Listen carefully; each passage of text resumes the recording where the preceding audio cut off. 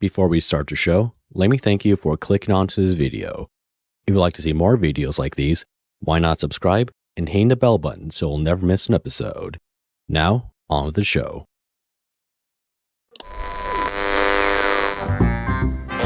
One mark of Imperial System, comprised of warrior women. Hi friends, I'm LJ Jarvis, and welcome back to Ineptus Jarvis Show.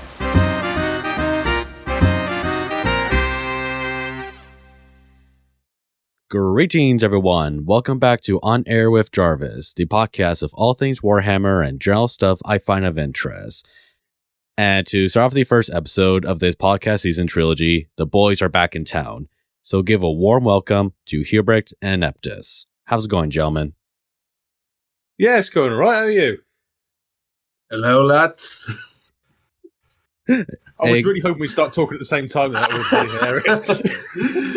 This is what I get, that awkward silence is what I get trying to being polite and say, let the Ineptus go first.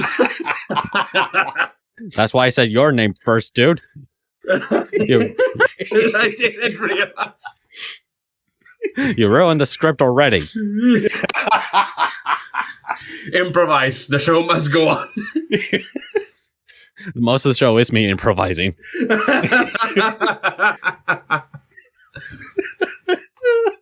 It's like people say, oh, Joe, it's so cool how you have this huge schedule plan. It's like, I don't know what I'm doing. So that's how it works on Hollywood these days as well. Well, with less, scandals and drugs. Yeah. Yes. Everything's up in the air. Fuck it. Fudge it. Just do what we can. Just wing it. Yeah, wing it. Yeah, bugger it out. Dude. But yeah, it's good to have you back, gentlemen. 2022 was quite the year, both the good and the obviously ill. Though I think, though I will say the most good that it came out of it was that I finally got to go to my England trip that I planned for 3 to 4 years. So that was certainly fun. I can definitely imagine that. It was good meeting you, mate. It was a bloody good time. Yeah, I met Ineptus on day one when I got there, and I gotta say, day one was probably really the most stressful time during the whole trip because I was deadbeat tired. I didn't get any sleep on the plane, and I was hungry, sleep deprived. Lewis, was it your first? Sorry for interrupting you, but was it your first time on a long flight? Off this continent, yes. Oh, you poor thing. Of course you were feeling like a dead man walking. It's normal. We all feel like that. Jet lag. So, you poor thing. You poor thing. Yes. Cannot blame you. And the first thing to almost happen was losing one of our luggages. Oh yeah, did you get that back? Oh, I did, because it had your gift in it. And I was thinking, oh, shit. Oh, yeah. I don't, because I didn't want to lose that expensive model. No, yeah. Yeah, so I got Ineptus, sorry to interrupt, I got Ineptus a Space Marine model painted as a Storm Warden. He really liked that. He's crushing an orc. It's absolutely sat in my display cabinet. It's absolutely beautiful. That's a good pair of mates there. I've got pictures of it. I haven't posted them on Twitter. I've been sort of absent for a long time. I got suspended, so I'm absent whether I want it or not. Well, so. God, you did, didn't you? You're suspended? Quoting The Witcher. Quoting The Witcher. Wait, Hubert, are you actually suspended? I sent various appeals, so haven't rejected since then, and it's been like it's been kind of like a double-edged sword because on the one hand, I'm very salty that I got suspended. For what? But what makes me salty was the reason why, because the stupid misinterpreted a joke about The Witcher. On Twitter. Yeah, okay. On Twitter, yeah. So I always thought that if I got suspended, it was because I was going to say something like really, really controversial, something really big. But no, it was a bot that, misinterpreted a joke about The Witcher. And for all of you who don't know, the joke was calling the Novgorodian Empire the Black Ones, because that's what they're often called informally in lore. And, Twitter assumed that I was attacking, people of color. So, yeah, it was really stupid. But I've been less dressed ever since I got suspended. So it may be a blessing in disguise to some extent. Well, I'm nervous having you on the show because I don't want to get suspended for your hate speech. Guilt by association. No, you will get suspended for your hate speech indiscriminated and a person of Latino heritage. You bigot. No. I'm just sat here watching the colonies fight. Isn't it fun again? They're going to pull up some video in 10 years from now, I don't know, from a podcast and be like, uh-oh, Jarvis is canceled. Oh. But yeah, he's racist towards Jarvis is racist towards Latinos. I'm not racist. I have a Mexican friend. I have Mexican friends. Now I just need to be friends. I'm one of them. Now I just need to be friends with a Frenchman, and I can be friends with non-humans.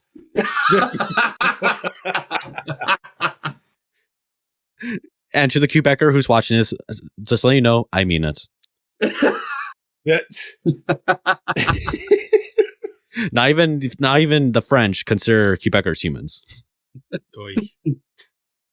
But I don't want to go Kanye West on this podcast. So shit. It's been 5 minutes. We've devolved into that level already. Doesn't take long. Reddit will get us for this. But yeah, here comes the Janny doing it for free. So yeah, Hubrecht, is this your first time in the UK? Because you're over there right now for university? Yeah. Well, no, actually. It's the first time I stay for long. I've been here before, but, just as a quick tour, a quick tourist visit. Last time I was here, I, did the typical London tour. And I visited that Roman bathhouse at, Bath. Yeah. Bath. I think real creative there, guys. I actually went there. Yeah, it's awesome. It's so well preserved. It's beautiful. It is. Yes. But real creative, real creative naming convention there, guys. Yeah. Yeah. What do they build here? A bath? What should we call it? Bath. Bath, yeah. Yeah. Well, that's not, points for not complicating. For not, yeah. That's for what it not says on the tin, complication. that, doesn't it, really? What you see is what you get. Yeah. Yeah, we spend me and my dad's headquarters when on our UK trip was at London most of the time. The only time that we slept outside of the city was in Nineham when we obviously went to Warhammer World, so that was certainly fun. Yeah, I can imagine. Yeah. You know what? The thing that frustrates me the most is that I barely missed you guys. Like, I've actually could have, should I have, been here 3-4 days before? I realistically could have said, "Hey guys, I'm close by. I could have joined you." Oh well. Yeah. Literally, that could have happened, but.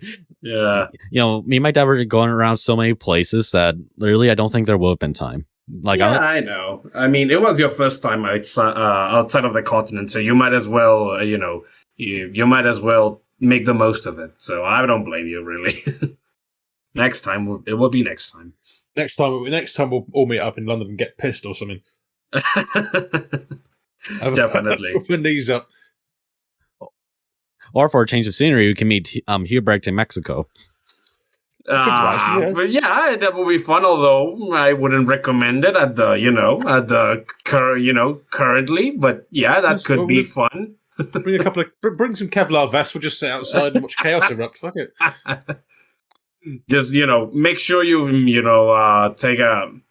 make a detour into the US to buy some armaments, and then you then you come in, because guns are illegal, quotations, in Mexico. Quotation. Oh, good God. A lot of things are technically so what's legal is what's illegal there is technically in practice legal. Yeah, pretty much. Like we normally say that when we say that something is illegal, there's always that person in the room that says technically illegal. That something is technically illegal. Yeah. Considering everything, but it is what it is, unfortunately. But you learn, it's funny. Mexicans are the proof that you technically can get used to everything when if you are determined enough. But we'll see what happens regarding that. Yeah, exactly, and here's the thing too, Hubrecht. You said you went to multiple places before settling down, for university and all that. You said you went to Spain and Turkey. Yeah. How that sounded a lot of fun, and I can't imagine me ever doing something like that. Because you definitely should. It took me 3 or 4 years just to save up for the England trip. Yeah, but I still need to recommend that if the opportunity ever to present itself, you really should do a big trip, like not just to one country but several. And I know Badger will, now that you brought up Turkey, Badger will be listening to this. And yes, Badger, your Turkish beans were good. They were good. I admit it. The heathens know how to do proper beans, but they're not excellent, which is the difference between you and us. Although the kebab was pretty good, I will admit it. It was better than the Greeks. Sorry, Greeks. Not really. And it seems to be better beans than British beans. You dare, sir. I actually, tasted those as well, and they were decent. Not my cup of tea. Cup of tea. Very funny. Bazinga. You bloody Brits have made me addicted to cider and tea. How dare you? Oh, yes. Part of the plan has worked, boys, yes. Ineptus got me addicted to mead, but I can't get any here. Oh, God, yeah. Oh. You will all see. I'll start bringing tequila. Let's see who will be laughing at the end. Won't be much laughing, just a lot of mumbling on the floor. Yeah, probably. Face down on the ground. Though funny enough, I never got drunk before. No? Really? Before you came to England, or? I never got drunk. So I'm not sure what kind of drunk I would be. Okay. I get it. Yeah. I think it's been a while since I got in really hammered, but if I remember correctly, I'm a happy drunk, but happy in a disturbing kind of way, because most people, my friends, have always told me that I have a serious face, so it's kind of strange to see me so jolly, Yeah, he will go, yeah, man, I love the Tau. They're so awesome.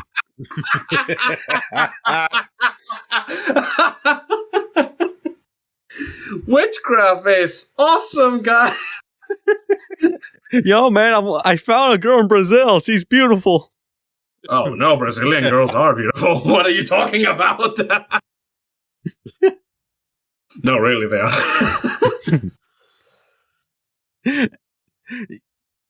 I don't know why I said that, but okay, This is moving a on. Warhammer podcast, guys. I don't. It's my show. I can do what I want. No corporation can censor me. It's called the Lewis Jarvis Show.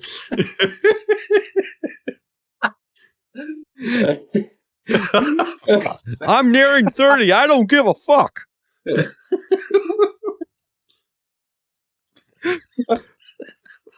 Anyone? I'll give such a. I don't give. Joking. I don't give such a fuck that I'm going to say right now. British fish and chips are boring. It's plain. Oh! Shots fired! Shots fired! Right. I will counteract that because I know when we met up, you had fish and chips in that pub. Did you have it anywhere else on your trip? I have. You did. Yes. It's boring. It's like, I'm sorry, dude. There's no flavor in the fish and chips. Did you go for cod or did you go for cod or haddock? What? Did you go for cod or haddock? Cod. Ah, you see, cod's what everyone goes for, but haddock's the one that's tastier. Oh, okay.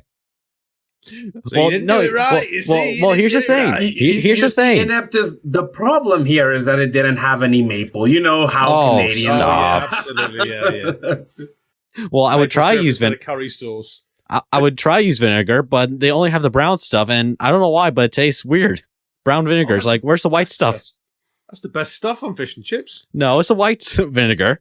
No, even your like normal chips, or what you call crisps, right? The vinegar for that is the brown stuff. There's no white vinegar. No, I'm not. Salt and vinegar. Kind of salt and vinegar crisps, anyways. They do taste bloody weird, but on chips, it's perfect. And I will not hear any more of this heresy. It's not heresy. Nonsense. It's not heresy if it's the truth. You bloody colonist. The truth is subjective. Hugh, you're a colonist.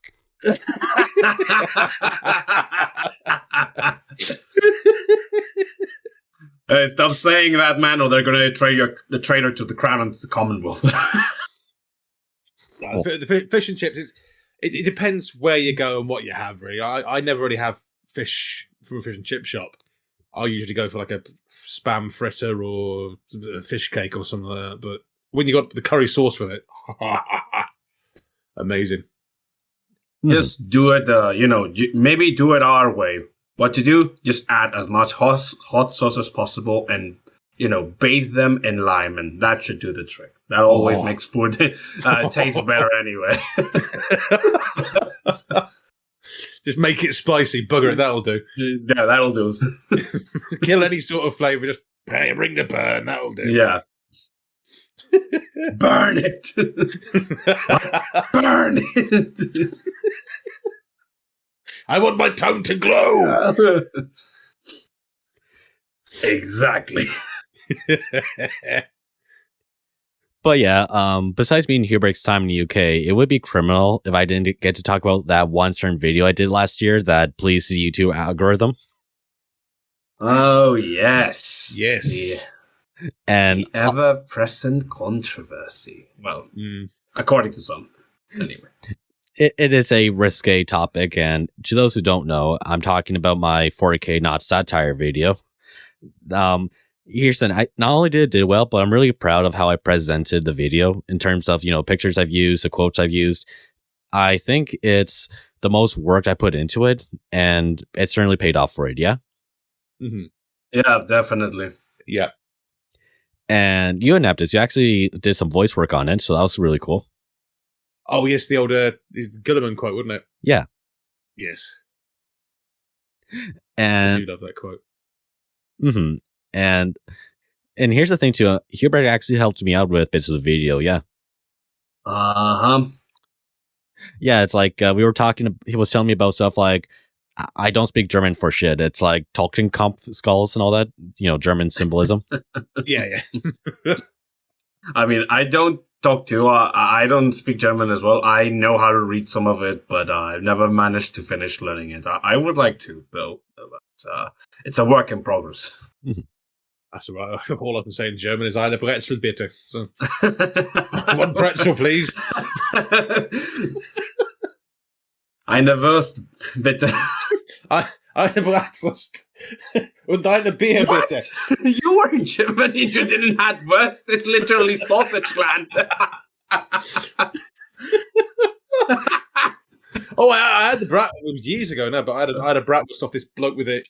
He was in a wheelchair and he had a grill in Alexanderplatz, and I was like, "Oh, I'll have one of them." It was fucking lovely. It's really good. He was grilling from a wheelchair. Well, whatever. But he was sat in a wheelchair with like the pan What? across his lap, and there was a gas tank on the back of this wheelchair, and then an umbrella because it was pissing down the rain. what a trooper! Oh, man. It's a mobile flamming weapon. That's right. That's right, yeah. Worse than Waffen. No, little German boy, don't barbecue on the wheelchair.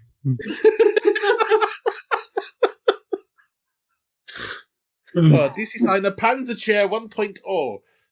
Why, is he going to stroll into Poland with it?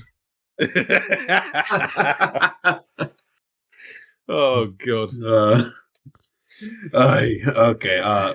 So let's stop out there before we make a certain risque joke. That's not okay. We make it.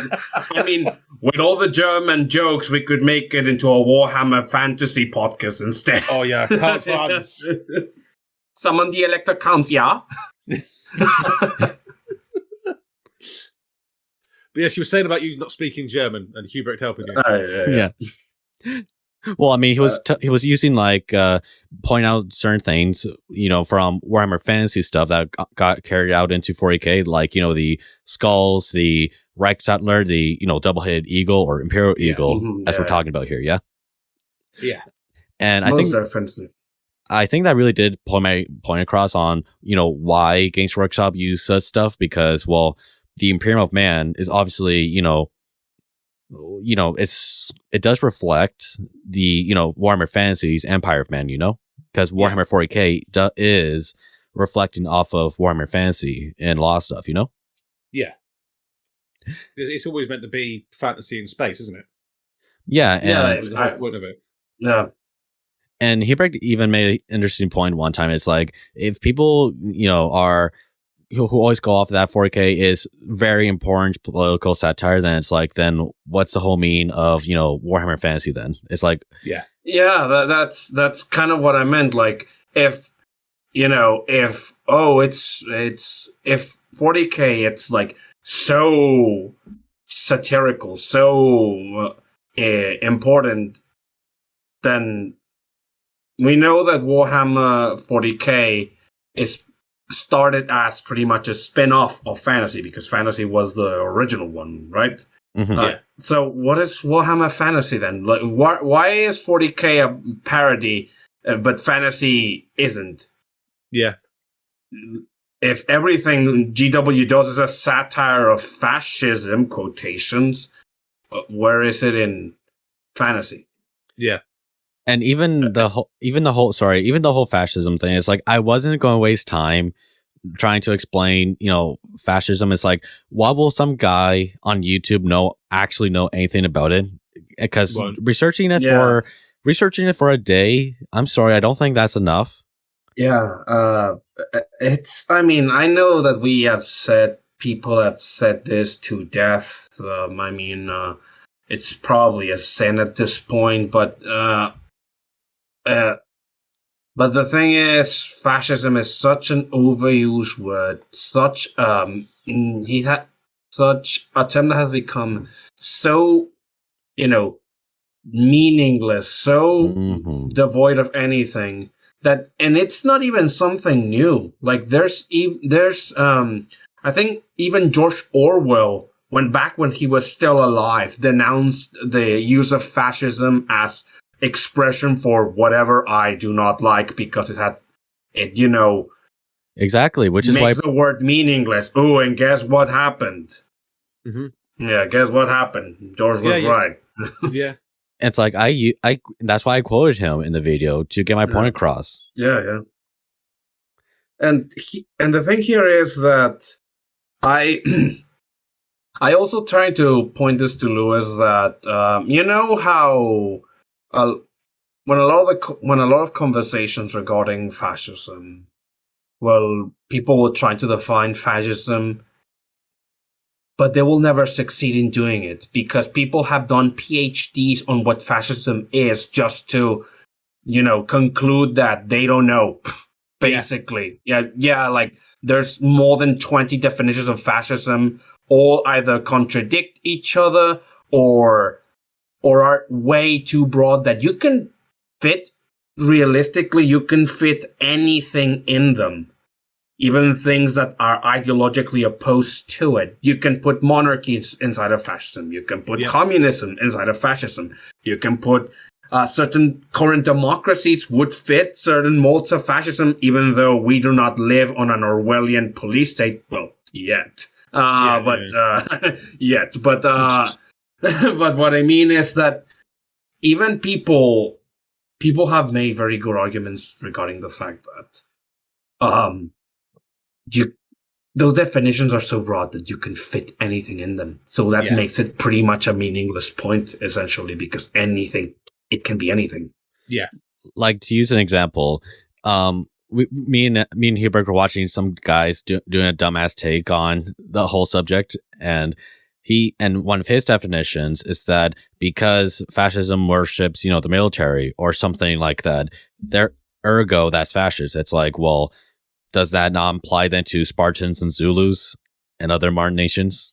And Romans, and pretty much all kingdoms in the Middle Ages, and Persians, and every Islamic caliphate ever, also China, also Japan, and you know America. This is what I mean. Yeah. But what do you mean? Oh, what I mean is that, you can say, but Japan was part of the Axis. Yes, but what I mean, for example, is Japan, but in feudal Japan. They worshipped the warrior class because the warrior class was the bushi, samurai bushi, whatever. You can put that warrior idealization in literally every culture at some point in history.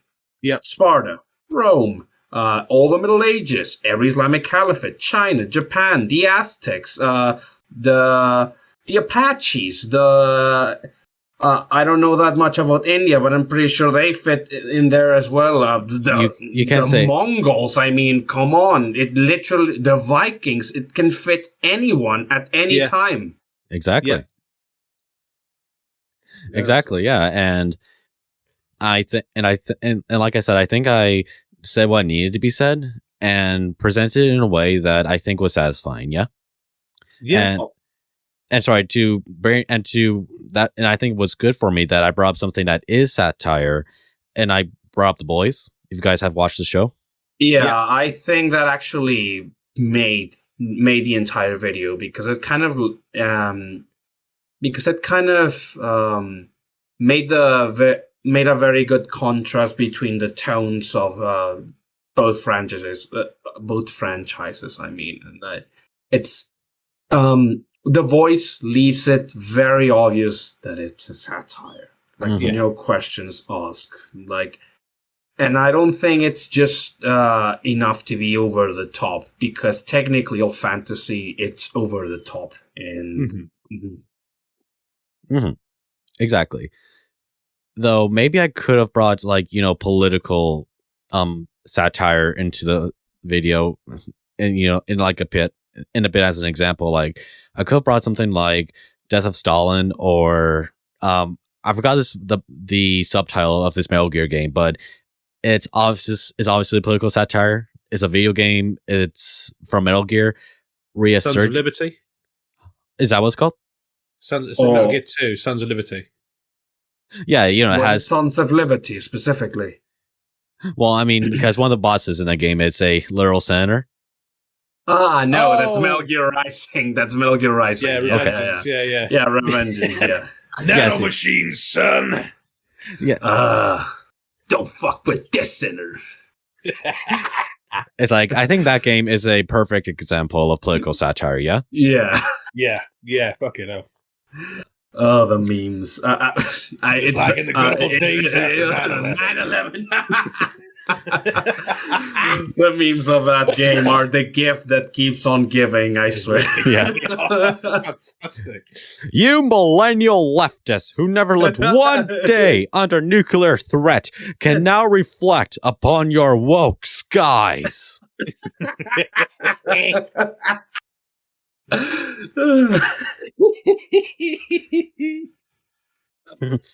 What are you trying to say, man? I don't know. My source is that I made it the fuck up. Like most things on Twitter, anyway. Yeah. Oh God. The funny enough, I actually played that clip or that meme to my dad, and he's like, "He's right. Yes. Yeah, Lewis, you never lived under nuclear threat."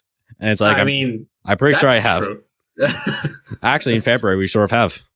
Oh, right, yeah. Well, the thing is, we don't know, but unlike before, at the time of our parents, well, it's not official.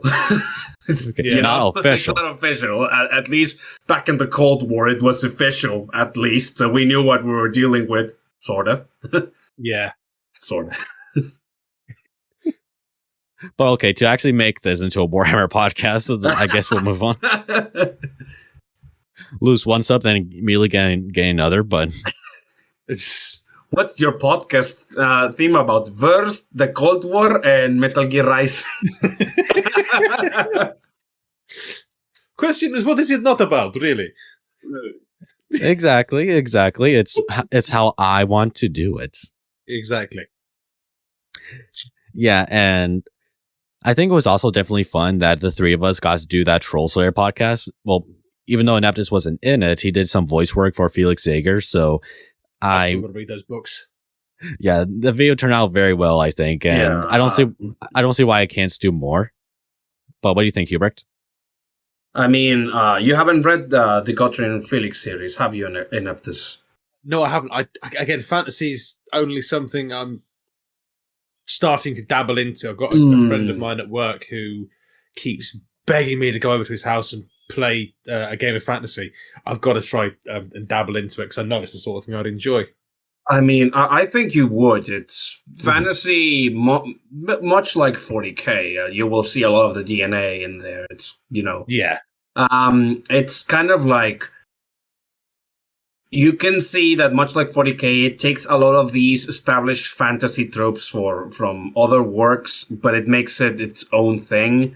And I think there's no better way to, get introduced into the world of fantasy than Gottfried and Felix, because they literally roam around all over the world and interact with most factions. Like, yeah. I haven't read the whole series. I'm like, but they also give you a lot of perspective. They're kind of like, especially from the perspective of Felix, because Felix is, by all intents and purposes, a sheltered city boy, essentially. So yeah, when you encounter something new that's a part of the established lore, where Felix encounters it, Gottfried may most likely already has some knowledge of it, so it kind of serves as an introduction on, boots on the ground introduction to that element of the world. Yeah. So I would really recommend that you do. I'm gonna have to pick it up because it does sound pretty. I'm looking at Amazon right now. I might just buy the bastard. Yeah, me and Hubrecht. Yes, we did a podcast on Troll Slayer, but we only did it on the first short story, and I think it was good that we did because the first short story did start it all.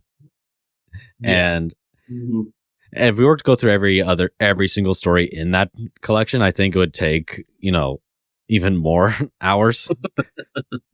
Yeah, probably. Because we would do a thing where we would talk about what's going on in the story, pause it, then explain the meaning of it and the, themes of it. So say a couple of jokes, laugh for like 3 minutes, and then continue. Exactly. That's what you want, though, isn't it? But yeah, like I said, I really liked it, and if I were to do another podcast like that, or quote unquote book club, I think I would either do one on Skaven Slayer next, or even Hellsreach. Oh, both of those options sound pretty lovely. I mean, yes. I'm the Templar guy, and literally Hellsreach is the first 40K book I ever read. That's literally why I'm the Mariscal Hubrecht. But I think Skaven Slayer could be more viable to do as book club kind of podcast, because most of the stories in Troll Slayer is a collection of short stories that are all interconnected. Like, they all acknowledge each other. Yeah. But Skaven Slayer is just one story. So I think it would be easier to talk about that, instead of focusing on just one short story. I don't know what you think, Lewis. Yeah, I was definitely thinking that, and I know for sure that if we were to do something like Skaven Slayer or even Hell's Reach, it doesn't matter which story I would pick. I would have to do multiple parts because of how we are and how we would do these things. I'm thinking that it would at least be a 3 to 4 parter.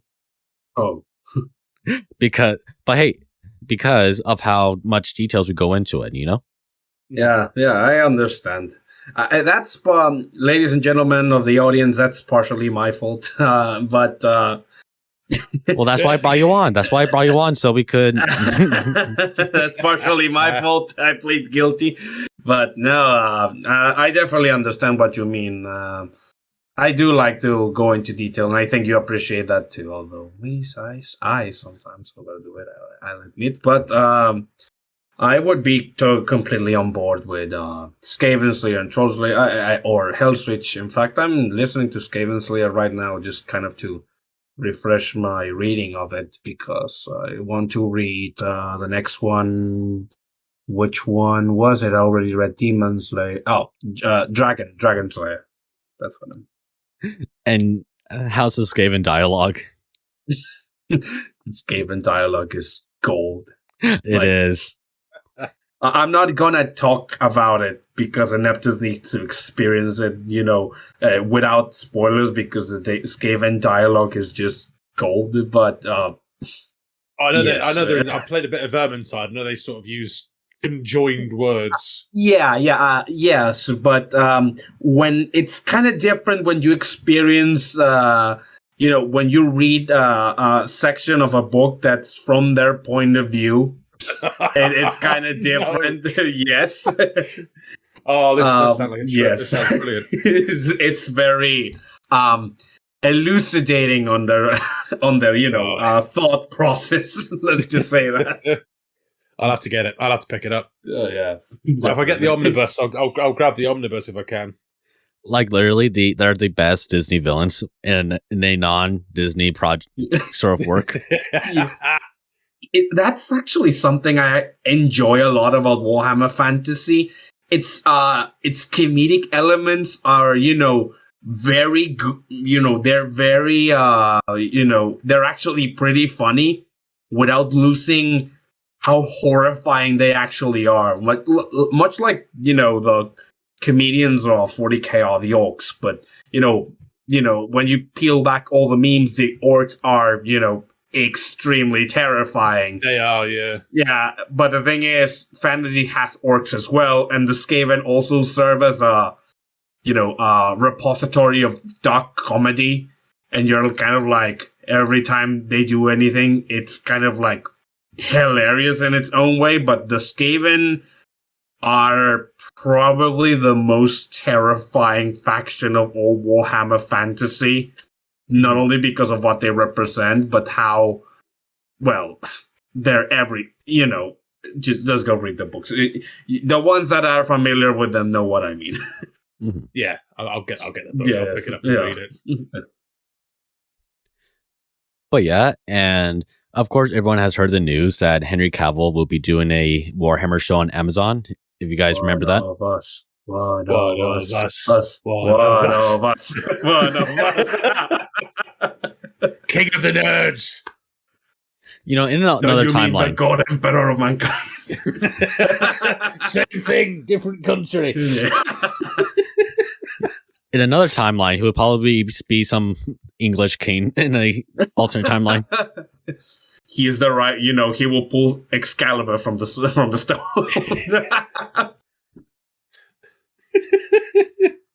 I am the blood of Arthur.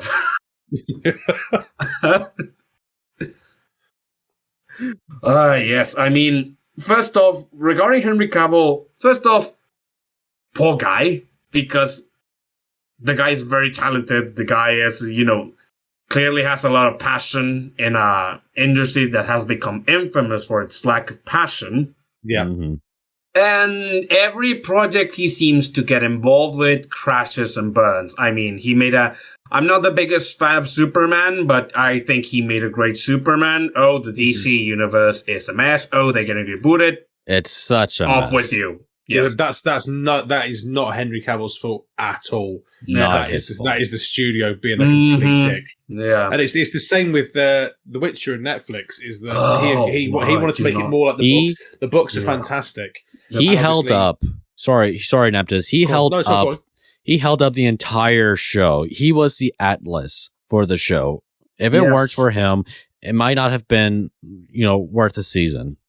Yes, that's kind of like the thing. I saw the first season of The Witcher on Netflix, and I'm like, there's, somewhere in this thing, there's a good show. The elements are there, but they are not allowed to shine. But the highlight of it all is Geralt. That Geralt is believable. Henry Cavill is believable as Geralt.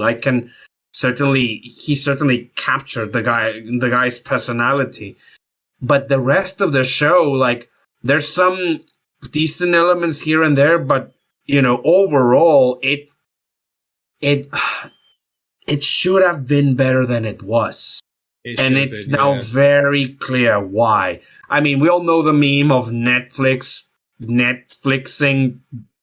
franchises, the Netflix adaptation meme. But oh god, I mean, Lord Almighty, yeah. I mean, the poor guy had to fight the entire production team all the time. Like that's what they are saying anyway. But imagine being that guy. Imagine being a guy that is a very huge fan of something. You make it big as an actor, and your live streams come true. You get to play on a movie, series, whatever adaptation of that thing you love the most, only to see it treated like this. Yeah. Like, imagine how it feels to be that guy. And absolutely horrendous feeling. And this is a guy that sincerely means it when he says he's a fan of this certain thing in these interviews. Like, he literally means it. Like, he plays the video games, and he's such a big fan of the lore that he's not reading off a script in these interviews. He is a literal fan of this said thing, and it even annoys the co-stars because they're like, oh, Henry Cavill, oh, he's so mad I'm going to sleep with him, but then they realize he's a nerd, and they're like, oh, this is a turn off. Because they're horrible people. God forbid he knows what he's researched the role. God forbid someone does that before they go in to do something. It's even worse for The Last of Us because the actors are being told do not search up the characters you're playing. It doesn't make any sense. You're making an adaptation. Surely you want people to know what they're going into. Hey guys, we're gonna make a movie about Romeo and Juliet. Oh, should you read Romeo and Juliet? Nah, that will be fine. What? Why the hell would you do that? Because this show needs to reflect the world we live in today. Fuck. It's the whole point of having a science fiction or fantasy show is to, we always come back to the topic of escapism, but it's to go away from the mundane of banality of real life. Yeah. I mean, last time we three were all together, we talked about the Halo show. Even as a non-fan of Halo, I can feel that. As someone that's not a fan of Halo, I can feel the sheer contempt that's coming out of the fans and from the show to the fans, of course. But I mean, I'm gonna quote an internet legend here. But what were they thinking? How do these people even function? Yeah, I think quite with The Witcher, I think we were lucky to have Henry there doing. Well, being a frigging pain in the ass to the production crew, if he was being a pain in the ass, because he knows what he's talking about. He knows what he knows the role he's doing. And good for him for being a pain in the ass because, a lion has no other king. Exactly. Oh, yeah.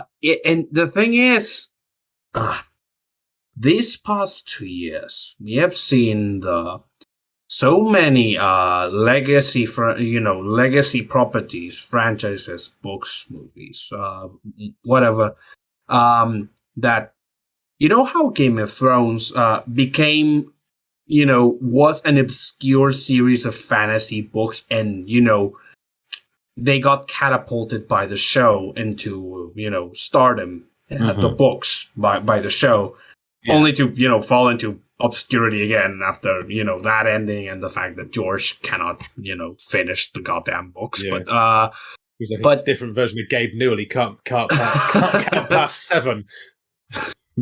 Write the books, George. But these past few years, we have seen so many, especially in the book department, so many series that are of the same caliber or superior in book quality than Game of Thrones. Case in point, Lord of the Rings, The Wheel of Time as well. That Wheel of Time. You should have, and The Witcher, of course. Sorry, you had a field day with The Wheel of Time. For those of you who don't know, I love The Wheel of Time, and I hate it. What they did to it. But those series should have been such easy money, so easy for them to to take Game of Thrones' place, because they're already completed anyway. Like the Wheel of Time is a finished series, and it's a very long book series. You know, it should have been an easy task, right? Well, technically, but Amazon did up. So it did with the Lord of the Rings. Lord of the Rings was more like violated more than anything. We've got to reflect the world we live in today. Why? Yeah. This isn't about the world we live in. Why do I want to see it reflected? No, I want to see it reflected.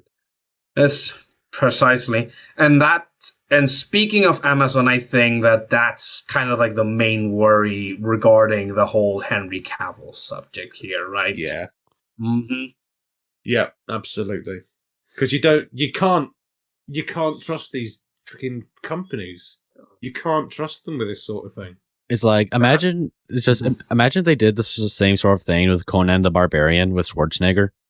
I think that, funnily enough, I think there's a rumor. Don't quote me on this, but apparently before there was even a conception of that not Wheel of Time show, that we were going to get a Conan show and like a proper Conan the Barbarian show, rated R, blood, sex, and guts, but no, it got scrapped because that would have been too cool and problematic. You know how it is. Yeah, it's like there's certain things that are just not capable of being mainstream at all, unless you want to like dump the whole thing. Because it's like, do you really think Berserk is going to be mainstream? God, I hope not. Like, do you think it's going to be the same mainstream as like Marvel or anything like that? No, please, absolutely not. No, it's almighty no. But with something like Henry Cavill with Warhammer, because he is the executive, the major guy. I'm Porky the Pig in this situation, but because he is the major guy running the show, he is the guy running it. And because he is such a big Warhammer fan, and because Games Workshop is working with him, and say what you want about Games Workshop, but they are very conservative with their setting when it comes to laying it out to other people. Yeah. Like, they were very selective on who got to make their video games for a time. And I think it will be something good, because Amazon is known for making good shows from time to time, because like Invincible, The Boys, those are good shows. Well, okay, that's fair enough. Like Invincible, that comic book series was from 2003, right? But it's worked as a TV show now. It really works. Mm-hmm. Okay, that's a good point. I'll give you that. Although it's still point for concerns, because Amazon has now the dubious honor of having desecrated probably the biggest legacy work of them all in Lord of the Rings. So, but we're that's talking about a people. pretty big black mark. I'm just going to say it, No, you're completely right. Yeah. That's I imagine that would have damaged a lot of people's trust in Oh. what Amazon are capable of doing. Of course, but what I'm trying to say is that, but with something like Lord of the Rings, that is done by or done by people who didn't care. Mm-hmm. Yeah, that's done by people who didn't care. But with something like Invincible or The Boys, I think that is done by people who do care. Mm-hmm. Like, Well, I mean, that's so.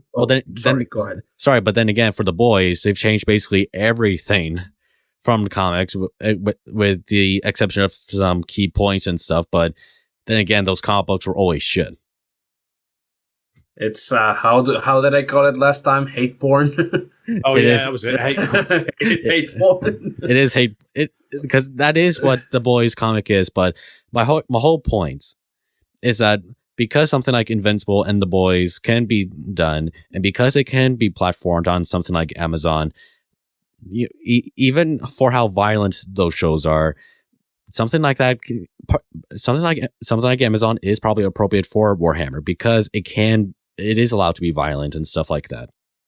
Yeah, and I mean, if we need something in a 40K show with extreme levels of violence, that's pretty much a given, a necessity. Mhm. I mean, and not all 40K stories are just, charnel houses and bloodbaths, of course, but at the end of the day, it's called Warhammer, the dark future where there's only war. So, of course, it cannot be PG-13. Like, it can't.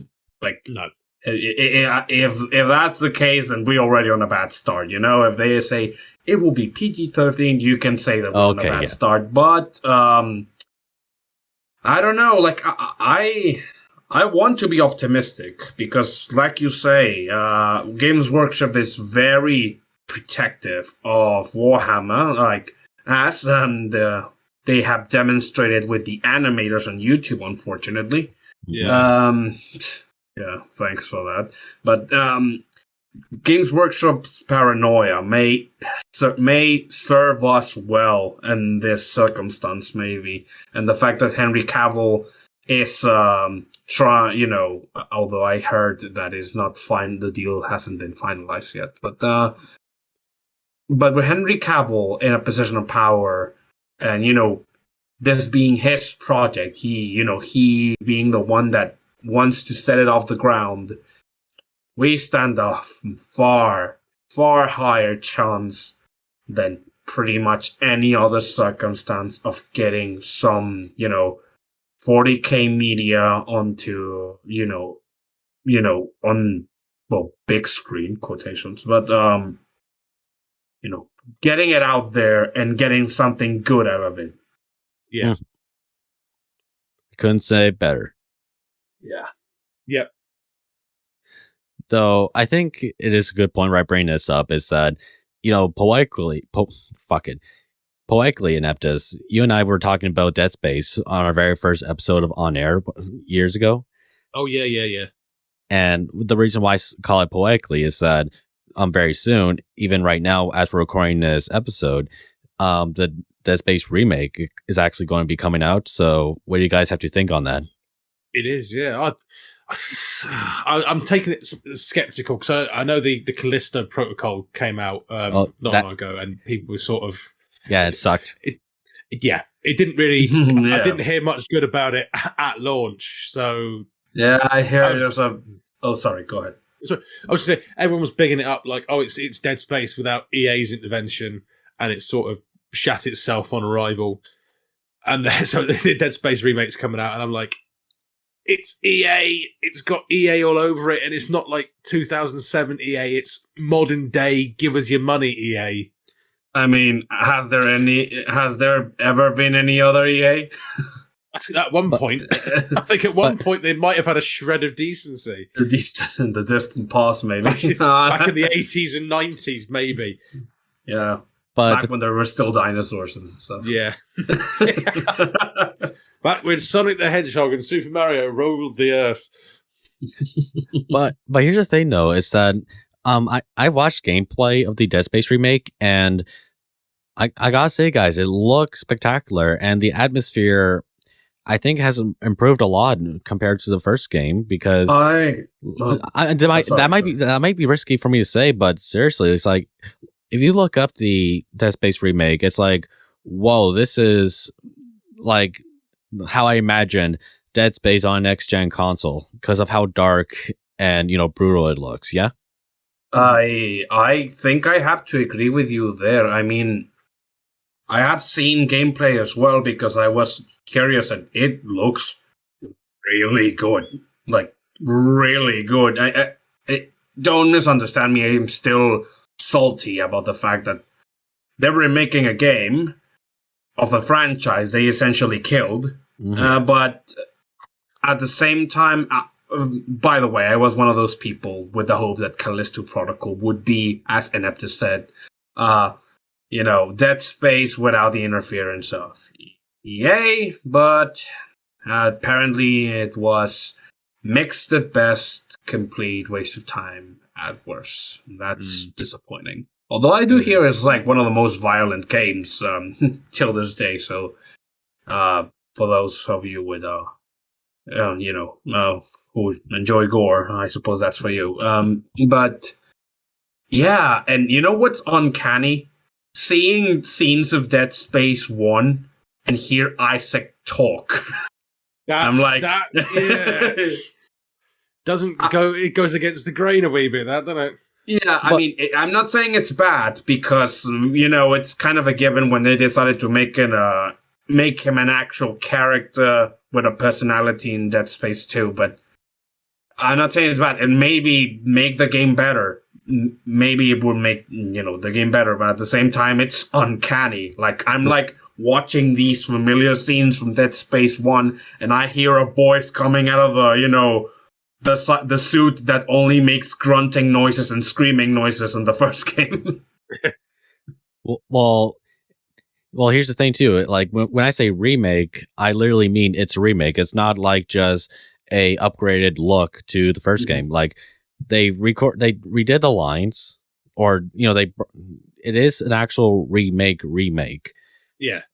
Yeah. Kind of like the Resident Evil 2 remake, or yes, the Final Fantasy remake. That the game is technically the same thing, but it's built back from the ground up. Yes. Mm-hmm. And there's even new gameplay elements in the remake too. Oh, that I didn't know. Like, it looks like there's actual more engineering stuff you get to do besides, just popping out a new battery. And it's a cross between a horror game and a literal engineering simulator. I always called it the "Trust Me, I'm an Engineer" game. And defeat the necromorphs, and also unplug the chicken soup dispenser while you're at it.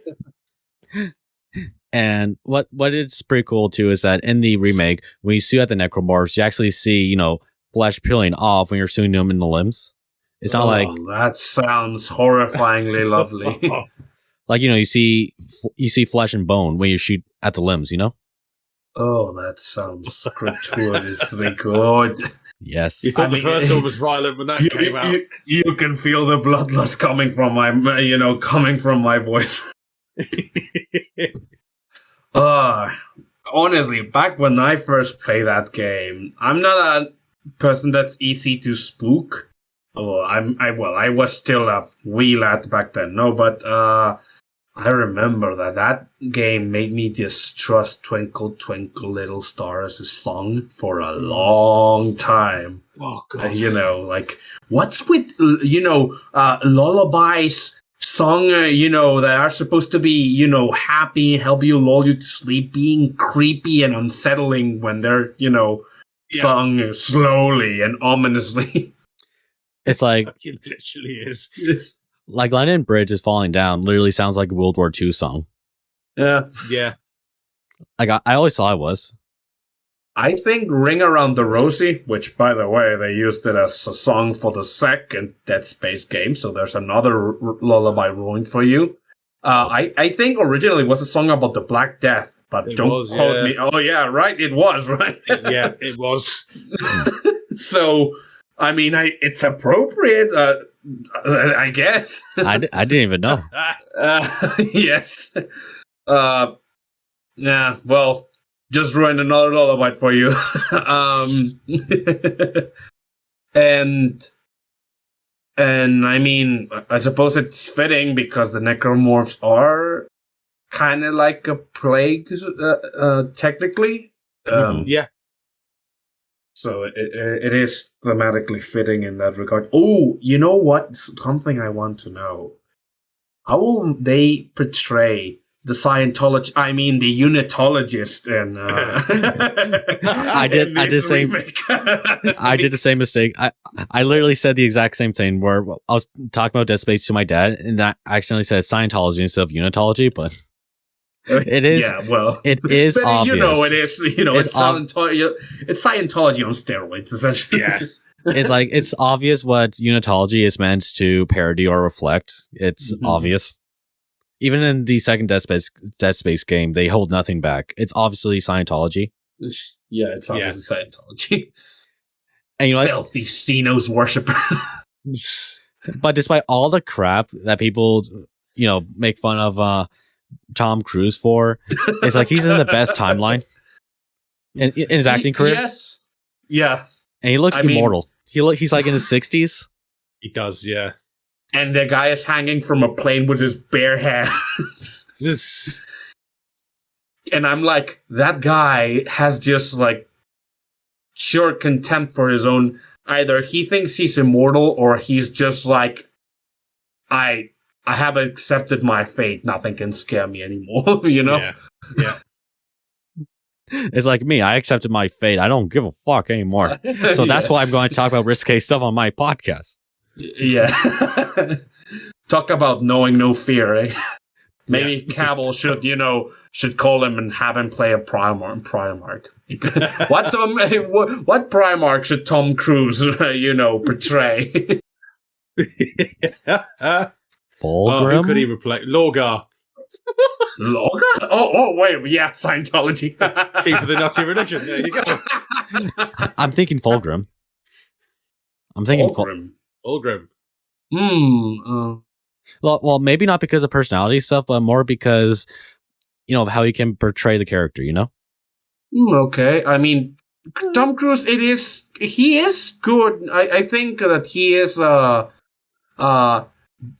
underrated at portraying nutty people, not, complete nutcases, or I don't know. I cannot see him as Fulgrim, though. Like, I think that Fulgrim should be someone more flamboyant, someone more...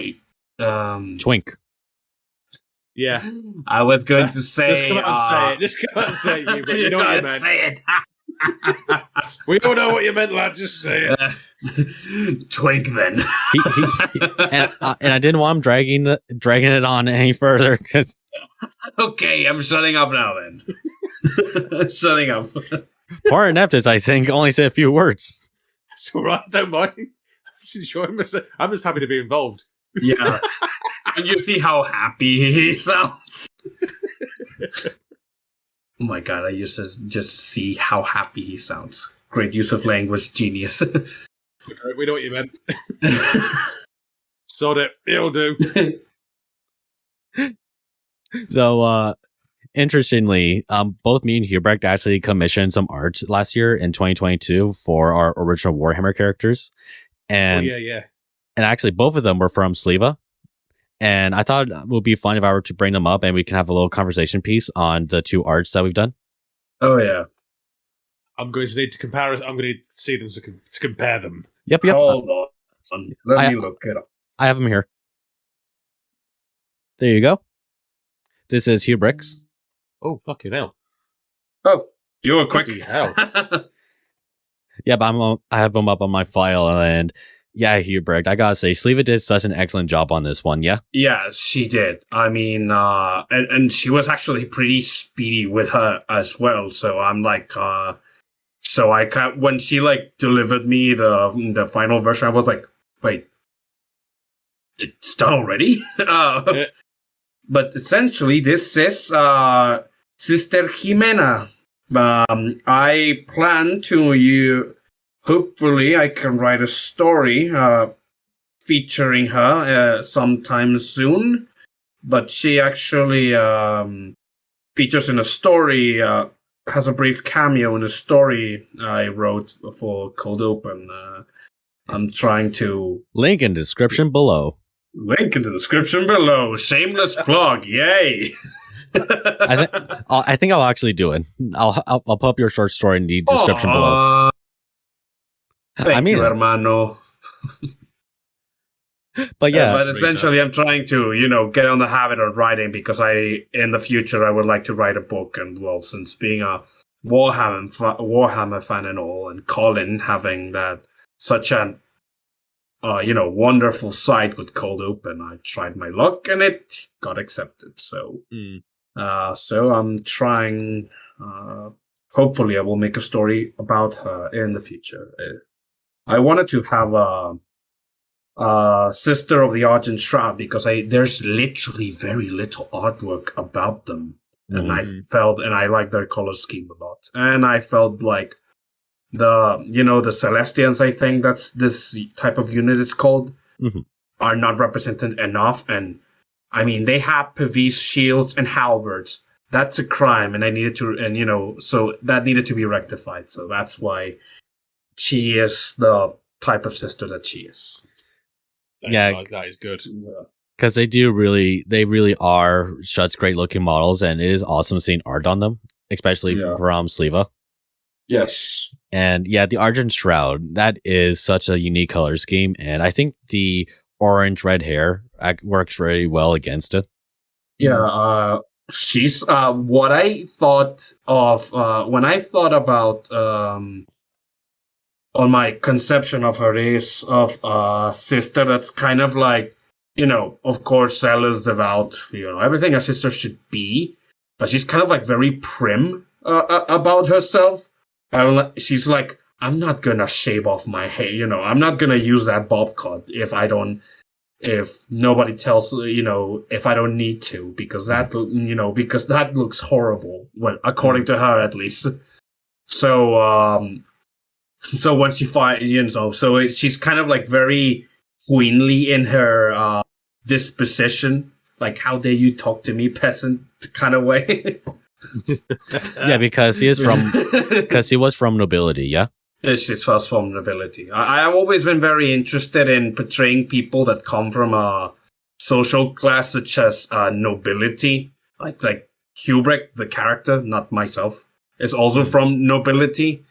Because I kind of wanted to, I always kind of find it interesting to portray people that already have a social expectation / responsibility expected upon them by birth. I always found that concept like very interesting to portray. So that's kind of like, at least for the moment, my two characters are all all come from nobility. I will explore other social classes in the future. Though the one thing I will say is that he decided to use a Drukhari for the corpse for it to stand on instead of my recommended Tau. So I guess Hubrecht just doesn't appreciate my bright ideas. No, I do not. I mean, Tau lovers do not have bright ideas anyway. No, I'm joking. But I don't know. I kind of wanted to hearken to that box set that came out a couple of years ago of Sisters Against Drukhari. That's kind of one of the reasons. Oh, in fact, I'm half tempted to ask Zliva to be the one to do Drukhari character in the future, because even the corpse she's standing triumphantly on looks excellent. So yeah, she's a great artist. Totally recommend her. She really is. Yeah, she really is, and it's like it is crazy how much details he puts into her pieces. Yeah. Yes. So, gentlemen, show him your piece. But before we do, I think. I want to bring up this one piece. Sorry. I want to bring up this piece because I thought it was a bit funny, and I'm going to bring it up anyway. So, Me and Hubrecht, we were having a little back and forth because when we were talking about her, art. No, well, the character. That's what I mean. He was showing me the work in progress, and I decided to ask him, "So, how big are her boobs?" and he told me, well, he didn't actually, but yet how to make them. I was like, wait, what do you mean you didn't tell her? It's like, oh, I'm going to tell her when she's done. And it's like, no, you don't tell her when she's done. You tell her now, because if you tell her later, she might be annoyed that she has to do more work. It's like, what are you doing? Yeah. In my defense, I consider it improper. For my what's improper? I know. But I don't know. I keep a sense of decorum and propriety. Thank you very much. I'm not a pervert. What's perverted? Yeah, I know. It's for the sake of it's for the sake of practicality, and it did. It's like he was going off. He was. Here's your protestations and declares you being a liar. He was spewing slogans at me about, oh, he's a gentleman, and he still think I'm perverted. And it's like, she does not safe for work art all the time. It's like, what are you talking about? I know. It was more for my sake than hers, but I get both sides of that, because I get what you're saying, Lewis. Like you got to be specific with the artist. What you got to tell them exactly what you want. But I also get it from Hubrecht's side, where it's like you don't want to go in and say, give her massive boobs. Just massive set. That'll do perfect. Yeah. hey, do not. Speaking about that, you cannot say that I do not appreciate your ideas, because that size was your idea. It was. So you cannot say I do not appreciate your input. I think we said G cups, right? I don't remember if G cups or E cups. I think it was one of the two. I don't remember exactly. But it was one of those two. Basically, it's one of the cup sizes I gave the not safe for work art of Lilith when I did that a little while ago. I mean, it's kind of, ironic considering that she's standing on top of a killed witch, so appropriate, I suppose. But, Lewis has, ladies and gentlemen, Lewis has good suggestions once in a while. So congratulate him for it. Hey, I made your art I made the piece even more spectacular. Thank you very much. Bravo for you, sir. Thank you very much. I appreciate it. But anyways, anyways, thank you. It was good. And jokes aside. Though I will bring up my art piece, and it's not an original character, but it's not my original character, but it is a character from Warhammer Fantasy that I decided to bring into AOS. And I'm referencing to Felix Jaeger and my idea for what he could be as a Stormcast Eternal from AOS. Mm-hmm. And here's the piece. Bloody hell. Yeah. There's Felix Jaeger as a Stormcast Eternal. That is fantastic. She made him look like very dignified. Like he has this very, very regal. Yeah, regal look about him, and that's kind of like contrast a lot of, this is not necessarily a spoiler for Gotrek and Felix, but Felix being a city boy kind of like has a bit of an existential crisis. Oh, what the hell was that? That's a bit of an existential crisis regarding the fact that he now looks like a hobo. Due to his wanderings. Yeah. And I'm looking forward to reading these books now, but that is amazing. Because my whole thing here is that it's no spoiler that, Felix dies at the end times, Warhammer end times. We all know it happens. Everyone does. Well, almost everyone. But, yeah. But, so what I want to do for here is that, and even the video I made about the whole subject is that, because Felix is such an old soul, and because he would have been remade and reforged so many times, that at this point he would look like he's aged by 30 years from his 20s. Yeah. Mm-hmm. And you can really see that from how I asked for his hair to be his face to look like, because he looks like he's in his 70s or 60s. Yeah. Yes. Seen too many battles. It's old soul. And even if his soul has been reforged through, magic and by Sigmar, it doesn't mean he's invincible, or at least his body isn't invincible, Mm-hmm. Well, I think it's less his body and more his mind. With the Stormcast, I think, if I recall correctly, their lore. Well, I mean by physical appearance, because you can see like the wrinkles. Okay, yes, and it looks fantastic. Honestly, I've never seen Zliva do AOS art before, but if this was her first time doing it, then it is an excellent first try, Although I think she's no stranger to making, people in armor, as Jimena here has shown us. Both pieces are absolutely fantastic. They are absolutely wonderful. And I even brought up some stuff from his fantasy days into the art piece. If you notice, is that like his famous red cloak is there, and if you look really closely, the sword, the hilt of his sword, that's a dragon's head. Obviously, referencing to his his sword that he used in the fantasy days. Yes, I can see it. Yeah, I can see the curvature of the dragon's head, and of course the cloak.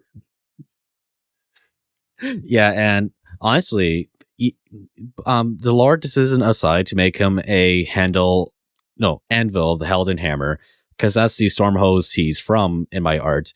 I think the color scheme works very. It is such a really cool color scheme, especially with the purple. It is. It is a pretty cool color scheme. I mean, I like color schemes in black generally. If my choice of Marines has not made it obvious, but I don't know why I think that it contrasts Felix, his face really well. Maybe it's because of his blonde hair, but I think that the black and purple of the armor actually contrast him pretty well, color-wise, I think. Mm-hmm. And if also I want to make a little joke of this, is that if this is a woman, if this is not Felix, then this looks like the ultimate lesbian grandma. Mm-hmm.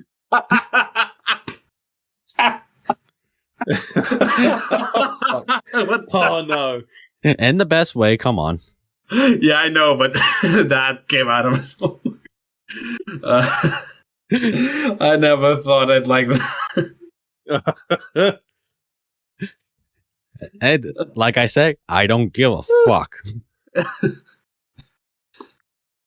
Not that they're saying. You clearly do not. You clearly do not. But yeah. Honestly, though, Zliva, you have done such an excellent job with these art pieces. And congrats on that. Yeah, you really have. They look amazing. But back to Warhammer, I think. What I find interesting right now with like the Militarum is that we are getting stuff like, besides new tanks and new war machines, we've gotten so many new regiments too, like new Kriegers, new Attillans, and the new Cadians look so great. Especially they're even given upgrade sprues to their new models. So that tells you how much Games Workshop has put into the Militarum. Yeah, and it's about time. Like I have most of my old hobby club in Mexico City. Most of them were God players, and they've been waiting for new stuff for I never imagined how many 10 years or more. Even something other than Cadians, just something. Yeah, and they didn't only just surprise us with Kriegers, but with Attillans. It's like I never imagined that would happen. Yeah, I mean, I thought they would be Catachams, or Elysians, maybe, or Steel Legion, but never. I thought that Attillans would be the ones that will get models first, or before other regiments. Although I was a bit disappointed on the fact that, like, Cadia is gone, Like another regiment can be the face of the guard. And yes, I know that the Imperium has trying to standardize the guard to the, Acadian standard of excellence. But, I kind of like to see the more distinct guard regiments. Yeah, the Imperium is so vast, and the number of Militarum regiments are so varied. It's good to finally see something other than bog standard. Here's your tanks. Here's your rockets. Here's your half track. It's so refreshing to see something other than that. Yes. Yeah, have a load of future Mongolians on armored horses. Yes, please. I'll have them. Thank you. Off topic. Was Attila the Hun Mongolian? No, he was a Hun. well, were Huns Mongolians? Huns were a steppe tribe of Central Asia, and it's rumored that maybe they have the Mongols have some ancestral connection to them, but they were, for all intents and purposes, another nation. They were both, steppe tribes, but they were different groups. Okay. Makes sense. Mm-hmm. And the whole point of this is that it leads me into this one segment where, on topic of guardsmen regiments, is that we all know Valhallans, right? Yes. So Valhalla is that literally Games Workshop first ever made guardsmen regiments when they were creating the Imperial Guard, right? Mm-hmm. They were like the very first guardsmen regiment they've made. And I actually didn't know that. Me neither. Yeah, this is something I've read like years ago, and something I did search up, in search of this video. And so with that in mind, I think it would be very poetic if Games Workshop were to do like Valhallan Ice Warriors down the line. Yeah. It does lead me to this question that it might be a little controversial, but it's like, could they do that? Because we all know that Valhallans are, reflecting off the Soviet Red Army, especially the Winter War. And, here's the thing. Everyone makes fun of idiots who call Death Corps of Krieg World War II Germans because they're obviously wrong in terms of what... obviously Nazis because they have a German name. Yeah, yes. Because we all know they're World War I French to German, trench it's the troopers. Western Front incarnated and turned up to 11. It is. And even if a literal, skinhead were to pervert the image of a Krieger, everyone makes fun of them for being an idiot, right? Yeah. But when it comes to something like Valhallans, because there is no subtlety, because they are Soviets, winter soldiers in space, you can imagine there might be tankies who might actually be, love the idea of them getting models. So that's something I'm concerned. Yeah. Oh, I thought the Imperium was problematic. Why are you so happy about now, huh? Yeah. You see what I'm trying to say? Yeah. You see what I'm trying to say? Mm-hmm. Yeah. So what do you guys have to think on that? Especially like right now. Go first. I think it will depend on the color scheme they choose for them. Obviously, the uniform is definitely reminiscent of the Winter War. That's just bloody blatant. But of course, Soviet uniforms, they were grey, weren't they? They were sort of they were more green, yeah, more greyish, greenish. But if you look at the official artwork, like even on the Caiaphas Cain books, it's quite a dark brown. The color of their uniform. So I think you could probably do it. You could probably make it a bit more wacky, or maybe a little bit less obvious that they're meant to be Soviets, but I think they could do it. I think the whole point, the reason why I bring up why do you find problematic with Soviets instead of this, is that, well, despite what you think, like Eastern Europe hates the whole Soviet past and all that, and especially with them tearing down such, statues and all that, because they just had enough, especially with recent times, is that, do you think really Games Workshop might do something like that? Try to advertise Valhallans in the same manner? People go off saying stupid shit about the Imperial Man being Nazi, but for some reason they're always quiet about Soviet stuff. Even and it's not like it's even if it's like that, and it doesn't really matter because it does show, grim darkness, Imperium of Man. That's sort of the whole point. But it's like, but with something like tankies, there is no subtlety. Yeah, I mean, yeah, or like, well, they do like the Soviet stuff, like tankies, like not even as a joke. It's like literal tankies, Yes, I mean, I would say that Games Workshop would either wait until something until the whole debacle and with Ukraine with the war in Ukraine ends. So wait until you have any intention of putting Valhallans out, so they will be one of the last things to get an update, if they get it at all. Yeah. Or kind of like make them in the same way that Krieg is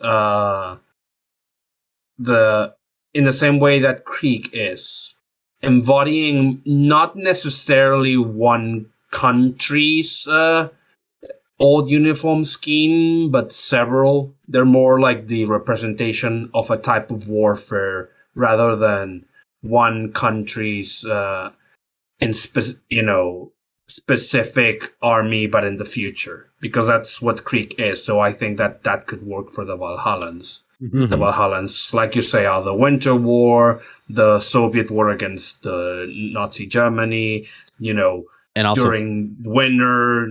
So maybe it could work along those lines, because the same idiots that call Krieg, I mean, every time that anyone calls the Kriegs a Nazi army, I'm kind of like, it shows me how stupid people are regarding to history, and they cannot, they really do not know anything, right?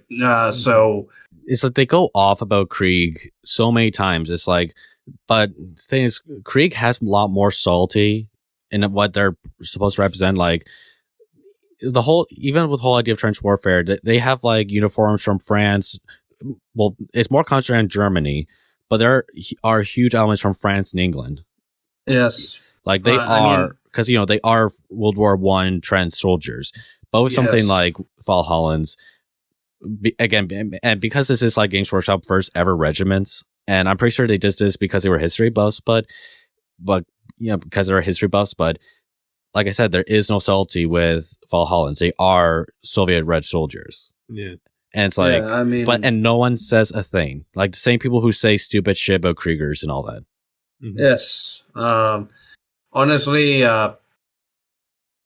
you can simply, there's just so many ways you can make look winter gear, make look old timey winter gear. There's just so many ways that you can make them look. So I would, lean on make some details more overtly representative of maybe other armies intermingled with those.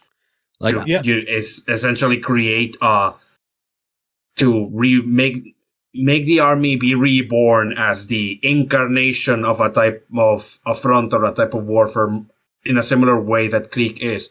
Hell, Krieg's main German element, other than its name, it's the helmet. Yeah. Most of the rest of the uniform is more reminiscent of the French uniform. Yeah. And the gas mask, it looks like the German gas mask, but also has the same like pipe and bag of the English gas mask. Mm-hmm. Yeah. The whole reason, the reason why I put so much emphasis in this is that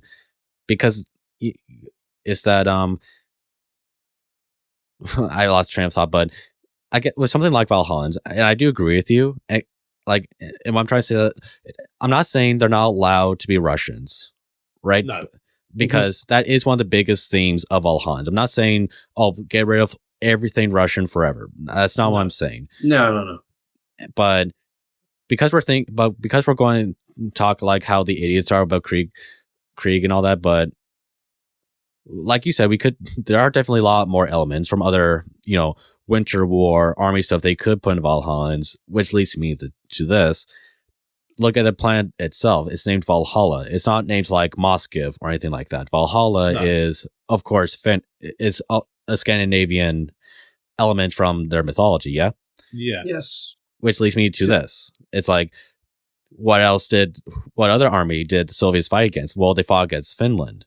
So they could add elements of Finnish stuff into that. Yeah. I was just thinking that. However, I remember I looked it up. I remembered. Oh yes, the Nazis were back in the Finnish during World War II, weren't they? That's the only problem with that. Well, this was before World War II fully happened, though. Yes. Yeah. It's like you could simply. Oh, go on. Sorry, go ahead. I was going to say that was the thing. The Finns were being backed by the Germans, by the funny man with the little moustache. During the Winter War. What's the point, though? Yeah, that's kind of like I kind of want to point that out. Like, well, it's not like we can now. Doesn't really, in my opinion, doesn't really take away from the Finnish in that regard. Like, oh no! I just meant combining it with the military uniform because obviously it was supplied by Hugo Boss, if you know what I mean. Yeah, it looks very reminiscent of the other lot. Well, like I said, in my opinion, it's just a matter of making making a bit of a mix between uniform elements in a similar way. That's what I mean. That they do with Krieg. It could, for example, they could, if they want to hinge. Would you think that it would be? Nah, it wouldn't be realistic. I was thinking about how would they. Ski troopers and models of ski troopers. Okay. But look, they're grab skis. Grab skis. Grab skis. Yeah, that's just dumb. Yeah, that's just dumb. Even for 40K. No, they could do something like the Winter Mask of how they finished it. Yes. Oh, that would actually look. I think that would actually look cool. More like a specialized sniper unit, perhaps, specific to the Valhallans. Mm-hmm. As a little tribute to the White Death, maybe. White Death, Simohaya. Yeah.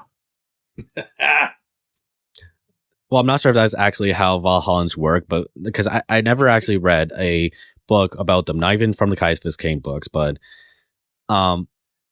it definitely, I think, to show off the tankies, yeah, definitely we can make Valhallans less Soviet and more Winter War, if you guys see what I'm trying to say. Yes. Yeah. No, I do get what you mean. I mean, because right now, like, literally, it seems I wouldn't use the word problematic because I'm sick of that word. I would see more. I would use more the word as. The whole reason why I'm putting such an emphasis on Soviet stuff and all that is just that, again, like I've said, people say so many stupid shit about Imperium of Man being this, and this, and this, but the same people are just like ignore when there is like obvious things like Valhallans. There is no subtlety with that. Yeah. I mean, like I said, like I said, because they're tankies. Yeah, I mean that's cherry picking what you like and don't like. Being selective. Precisely, it's cherry picking. It's being selective. But the good thing is now is that people are finally, I think, realizing that nothing was good from tankies. That's why that's why Finland right now has torn down their last Soviet statue. Exactly. Get rid of it. I mean, have you seen when? Let's just say that it's just a statue. Lol. Why are you upset over a statue? Yeah, it's a bit poetic if you considering some events of a couple of years past. Yeah. But heavy subject aside, I heavy. I hope this. I wouldn't call it heavy. I would just call it interesting conversation piece. Yeah, interesting conversation. I hope I didn't make. We're not afraid of controversy, guys. We're not afraid of controversy. No, not at all. Yeah. Mind you, I suppose if you did combine Finnish military uniforms from around the Winter War with Valhallans, you could shut the actual Nazis and the actual commies up. They're both, it's all your favourite things in one model. I know you don't like each other. Why don't you go and complain about that over there? Why don't you all just fuck off? The Finns were Nazis, though, man. Come on. No, no, they were not. But no. I mean, they got. I mean, when the Soviets are trying to swallow you whole, I suppose that you cannot be selective where help comes from, right? Yeah, no, I mean, exactly that. You wouldn't. I know I wouldn't. No. Okay, of course I know that's not what you mean. I know that. Yeah. But I guess my whole point was that it is an interesting conversation piece about how they could do Martin Valhallans. Yeah, I guess that's my whole point. Yes, I agree. Yeah, absolutely. Yeah, of course. Less Red Army, more Winter War. That's what I mean. Yes. Yeah. But anyways, moving on and onwards, I think I think I saved the most interesting conversation for last and all that. So, because we're getting more World Eaters, and because there are right around the corner, and we all seen how they are, I would say by 10th edition, we're going to probably get Emperor's Children. And I was wondering what you guys think. What Games Workshop should do for the Emperor's Children if they were to get new models? They should make them sick. I mean, yeah, obviously. But what I mean is that the Emperor's Children should be models that they look borderline disturbing to look at, like, like cool, but not in a badass way, but in an unpleasant kind of way, because that's, I mean, like twisted because the and Emperor's scary. Children are literally space degenerates. I mean, that's why. Yeah. But you want to turn it up to 11 with the Emperor's Children. You want it to be discordant. Hellraiser. Exactly as it describes them in the book. Unsettling. Unfathomable horror. Like make them like the monsters from Hellraiser. I forgot what they're called, but Cenobites, yeah. Cenobites, yeah. I mean, technically speaking, the Drukhari already kind of have a bit of a Cenobite theme going on for them, but I don't think that would be an issue because the Drukhari and the Emperor's Children are two sides of the same coin in a way. I mean, the Drukhari are Slanesh worshippers that live in denial. Yeah. I mean, they do all the things that Slanesh would be like. I mean, they made it. They made her. Him. It's like they are descendants that created Slanesh. Yeah. Yeah, like all the normal shit that the Drukhari do daily is, Slanesh worship in order not to get eaten by her. So that bit of that Cenobite pain, pleasure, mutilation thing that they have going on for them should really kind of like translate that into the Marines, into Chaos Marines. Yeah.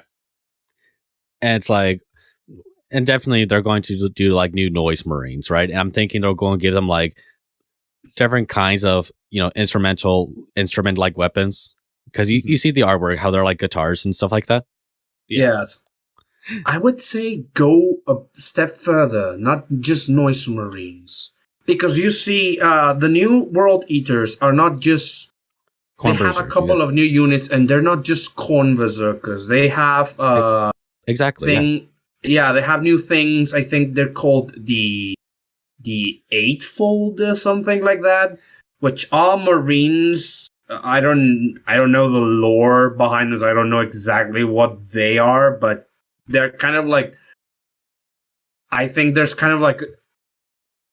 I don't know if they're either a Berserker version of a Possessed or a Berserker version of a Mutilator or something like that, because they're basically, their arms are fusing to their armor, and buzzsaws are coming out of this claw-like mass that is their arms, so they can literally, their arms are turning into buzzsaws due to the corn mutation.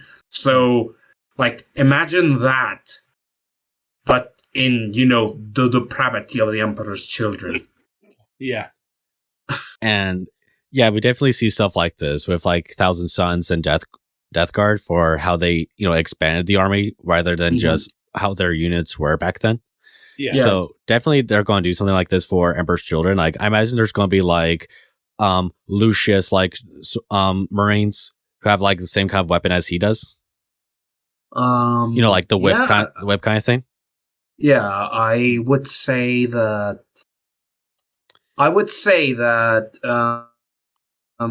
Okay, Slanesh is all about lust, greed, excess, ego. So I would say that it would be cool if they added a couple of new unique units to an Emperor's Children's army. Okay, make new Noise Marines. That's a given. That's an obvious one. Yeah. And okay, we have two more things. Let's give them two more things. Like Fabius Bile. Fabius Bile's creations are probably going to be something. Yeah. That actually would be pretty interesting to see. Like even though he's in exile, that doesn't mean he's not allowed to be part of the same army, because Farsight is technically his own enclave, but he's still part of the Tau Empire, quote unquote army in the game, Mm-hmm. Yeah, and if the Emperor's children get new stuff, that implies that we'll get a Fulgrim model too. Yeah, exactly. Because we get an Angron, we're getting Fulgrim. You can bet that we will. And so I would say, sorry, Louis, go ahead. Sorry, and I do have this like fun idea for Fulgrim's Demon Prince model that I think guys might find interesting. So I think something to do for the model, I think, besides instead of giving him like these bat-like wings, because I think it would look like Morathi's model from AOS. And AOS Morathi is basically how everyone would picture Fulgrim's Demon Prince model. Yes. Because he is basically basically a Demon Prince of Slanesh, but for Fulgrim, I'm thinking what they could do to be a little bit interesting, except for his wings. Why not give them like platinum feathered, angelic like wings to almost make him look like a phoenix, as is his emblem and how he's called, being a phoenix and all that. But also, it could be him trying to mimic Sanguinius, Yes. Yeah. Give him some disturbing elements in those wings or something like that, or just pure, beautiful platinum wings? It looks beautiful, but at the same time disturbing, yeah. So, it would need to be disturbing, because the whole Slanesh thing is that perfection is in imperfection sort of thing, isn't it? Mm-hmm. Exactly. To them, it looks perfect. To us, it's like, fucking hell. Nice, I feel. Yeah. That sounds really cool. I think that's a great idea, honestly. Would you do, speaking of the Morathi model, I've been thinking that, from what I understand, Fulgrim is freely able to change between his normie as a Primarch can be, form and his Demon Prince mode. So, would you be... what would you say that they do the same thing they did with Morathi? That I think they won't do this because a normal Primarch model will be already too big. But it would be cool to see that, there's a Fulgrim model and there's a transformed Fulgrim model, kind of like what they did with Morathi. Yeah, I was about to say, I think I was confused. Yeah, it is Morathi. There is a demon, quote unquote prince model of her and a normal model of her, but. The lore has sort of like, but besides the current lore in AOS right now, but I don't think they would do something like that with Fulgrim, because if he can do it, then how come all the other Primarchs don't? Yeah. Like, there are reasons why we don't see like, Angron or Martarian or Magnus transforming to their normal forms, but I think to keep it interesting or to, keep along with the theme of how these models are, I don't think they have to make a normal Fulgrim model, because why would he if he already sees his Demon Prince as perfection? Well, yeah, that's a good point, I guess. Although I was going to say that. Oh, sorry, Ineptus. Go on. I was going to say that. Well, Slanesh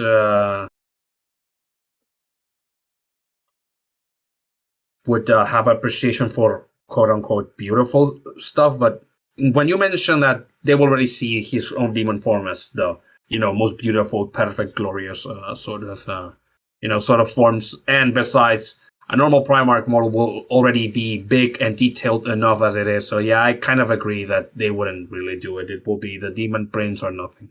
Mm-hmm. Well, all I was going to say is, well, we've got the Forge World model of Fulgrim, even though the face is fucking horrendous on it. Mm-hmm. Well, yeah, that. I mean, you could definitely do that using the Forge World model. For the face, yeah. Give him a different I don't head. like that face. It's terrible. It's like, ah! He looks more terrifying than beautiful. He does. He looks horrendous. Well, I suppose that's the point. Like, is the Nash things horrendous to the sane? Yeah, I get it, but he's still normal there. Yes. He's still going to be the most beautiful one, and he's like, argh! I just saw something. He's shouting.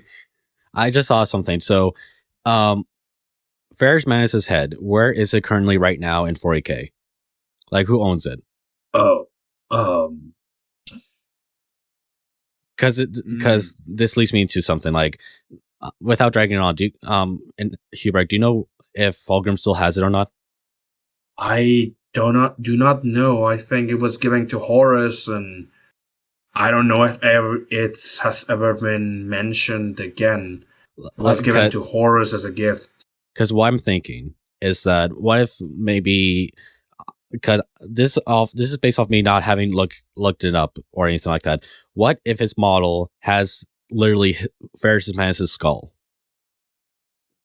Oh yeah, that would work. Yeah, or maybe.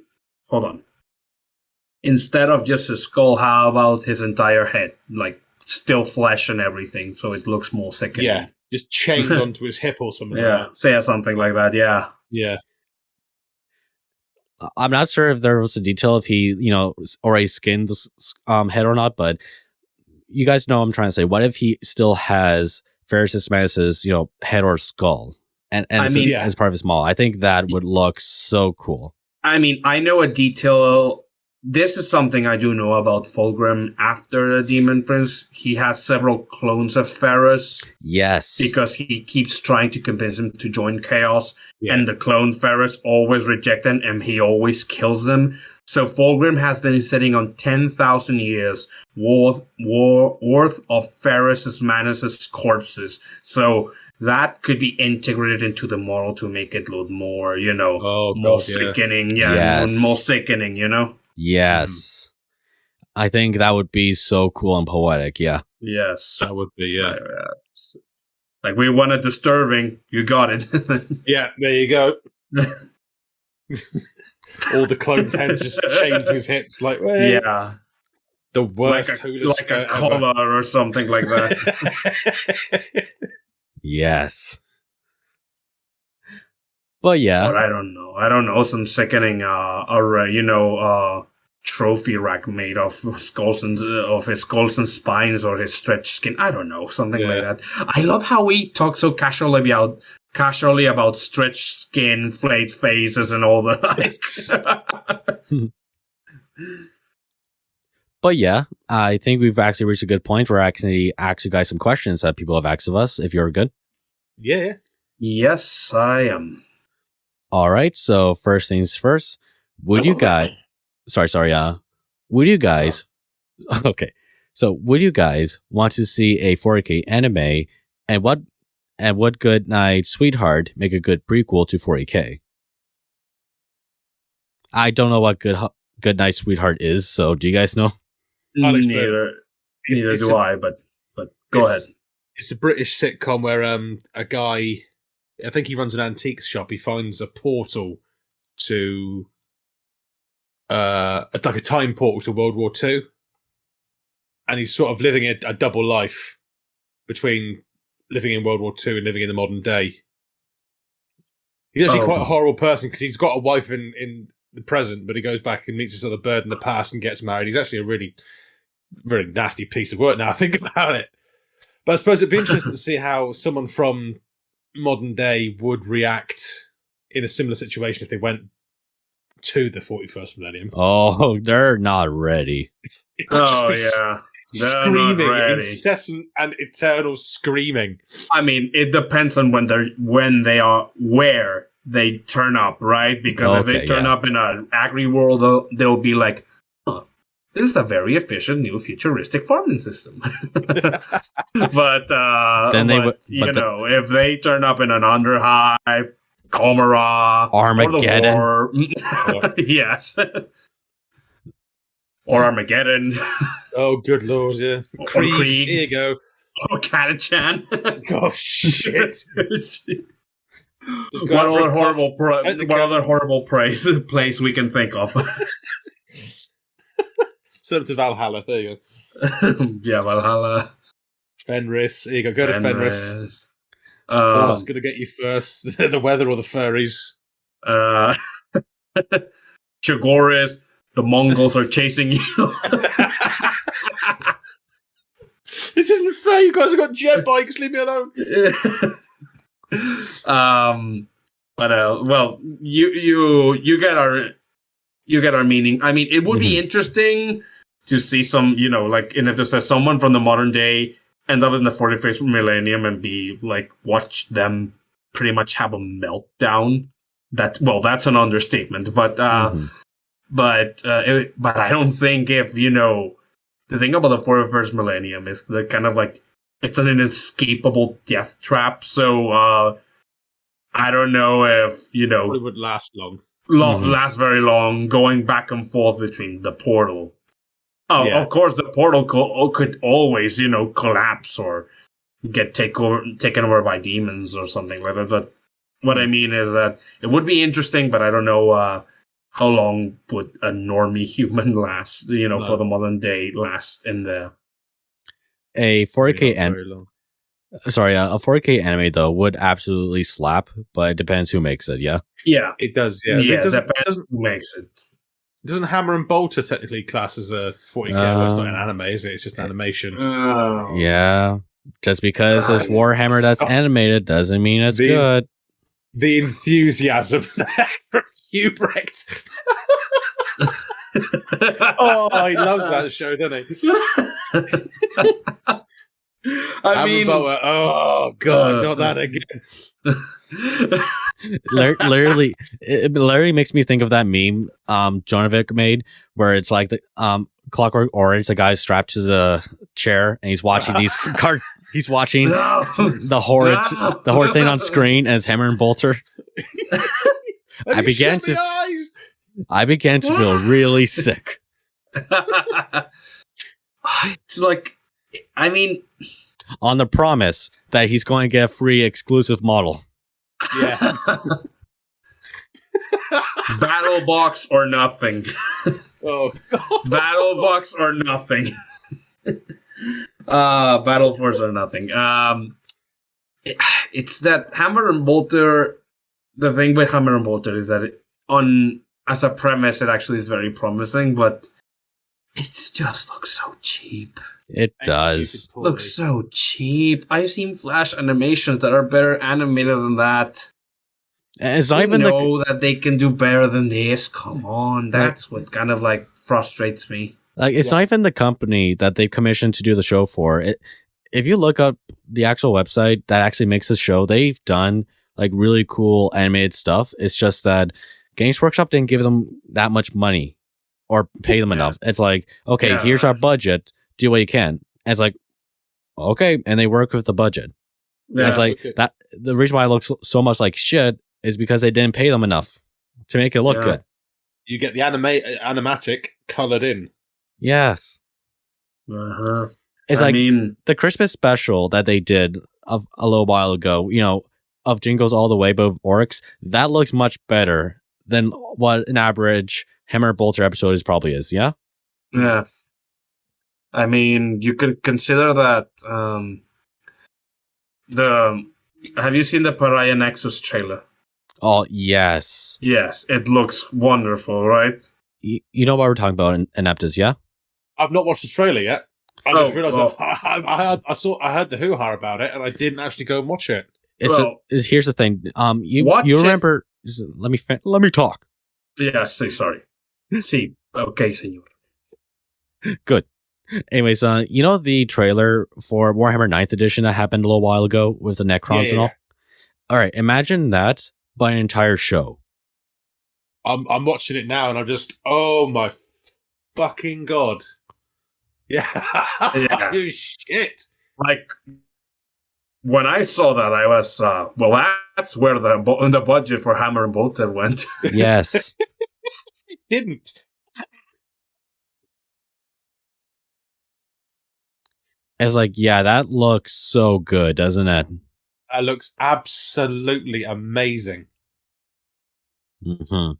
Where was this when they were making Ultramarines? Well, better technology. That's one. I know the money went on the cast for that movie, but Christ, this looks amazing. I'm still not doing Warhammer Plus, though. No, look at that. Nah. Raise the black flag and sing some shanties, boys. Yarr.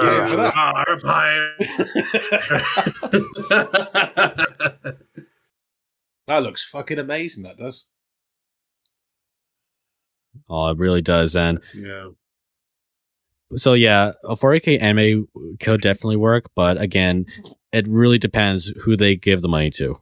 Yeah. I mean, if they did something like a compilation like Halo Legends or Star Wars Visions did, so multiple studios do a short film, like 5 to 10 minutes short, that could work really well, because then you'd have lots of different stories, lots of different styles.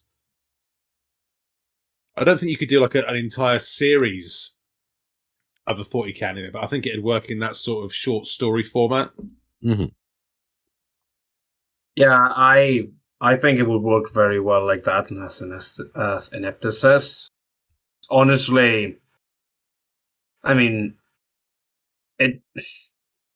it's like we said, it's very dependent on who they give it to, because anime can range the gap between looking very cheap and put together or looking absolutely beautiful with insane level of detail. I think there's a studio called UFO Table.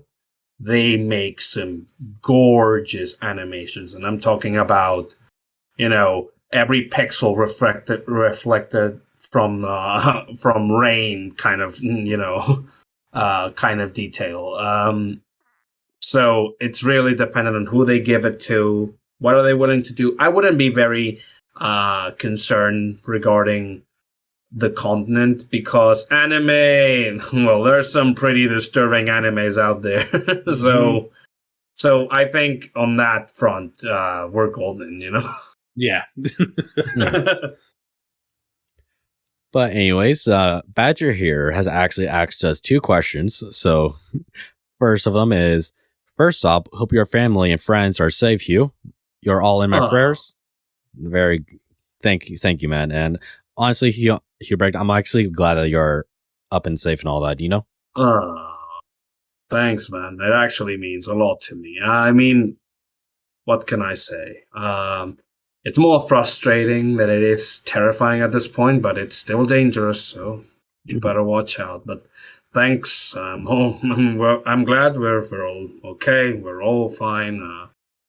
It comes with the territory, I'm afraid, and that's a sad commentary in and of itself. But thank you for your good wishes, Lewis. Thank you for your prayers, Badger. I truly appreciate them. I truly do. My prayers to your family as well. As for his question, first, with the announcement of Henry Cavill's new Warhammer show, what do you think it'll be about? And what other casting would you like to see? It won't be Horus Heresy. I think that would be too big of a thing to start, though, wouldn't it? Yeah, won't be Horus Heresy. They need to kind of establish... first, they need to kind of establish presence within, present 40K. Be sure that they can represent the massive scale of 40K. And then we can talk about, represent Marines correctly, represent the asinine levels of destruction and violence. And then we can talk about the Horus Heresy adaptation. Mm-hmm. And I mean, the Horus Heresy, adapting the Horus Heresy, it would be the most expensive show ever made. I cannot put it any other way. I mean, and it kind of shows that something like Rings of Power, doesn't matter how much money you throw at it, it can still end up like shit. Yeah. Yeah. But if they do a show, though, they wouldn't, because there's always been talk all these years about Eisenhorn getting his show. So why not do it for here? I mean, Eisenhorn it's the gateway. It's definitely a gateway book into the lore.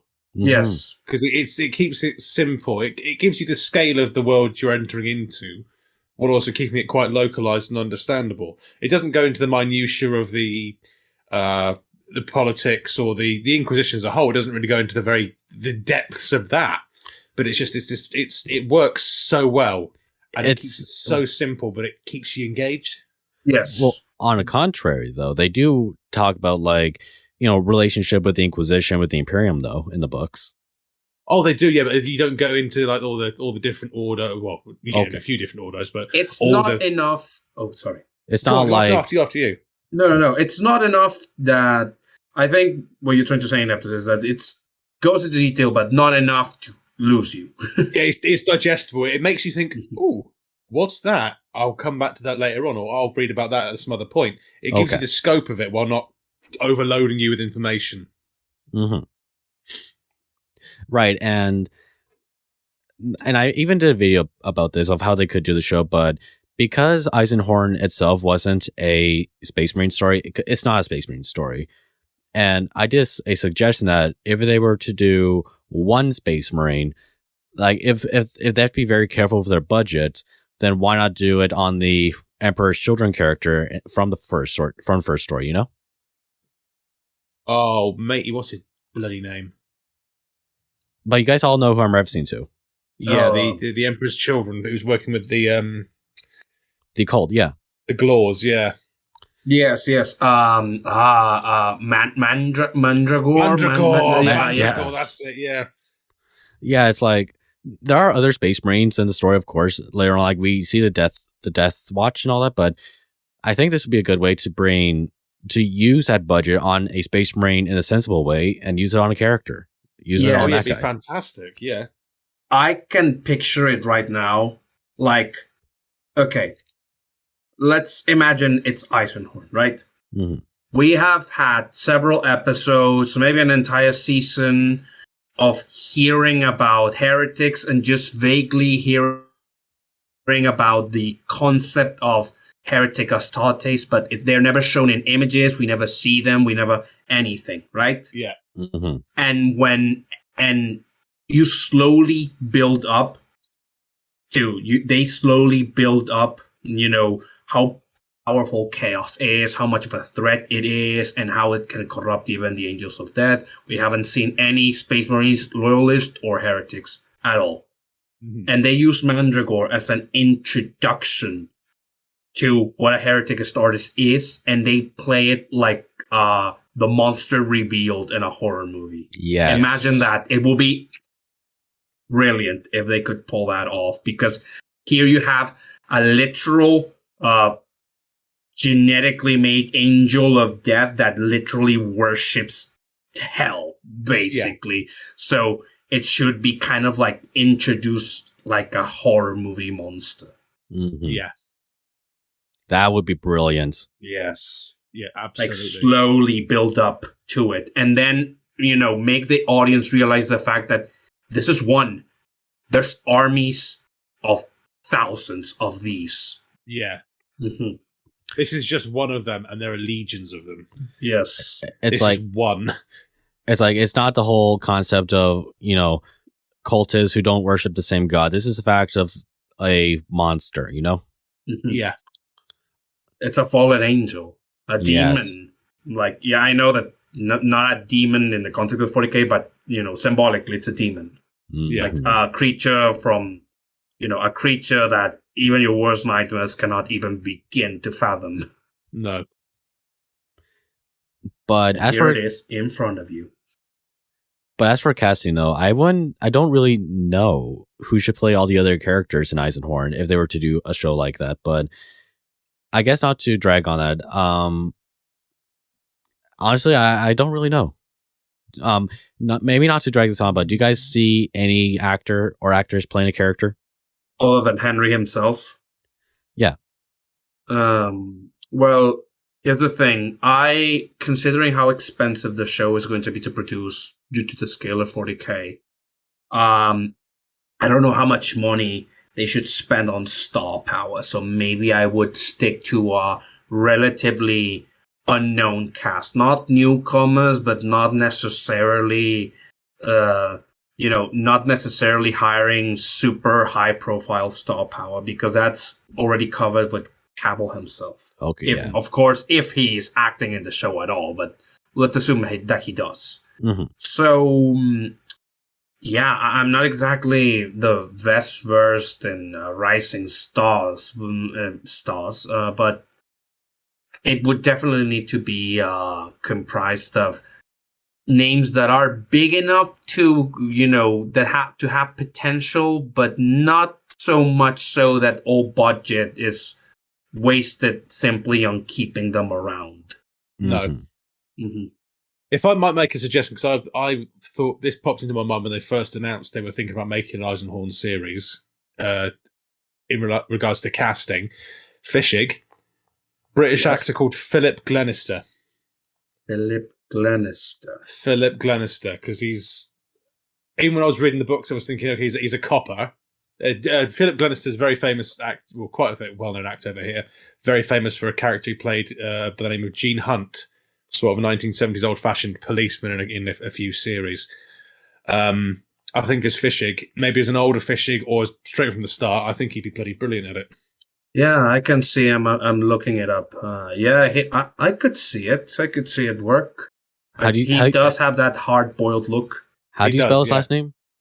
Glenister. Glenister.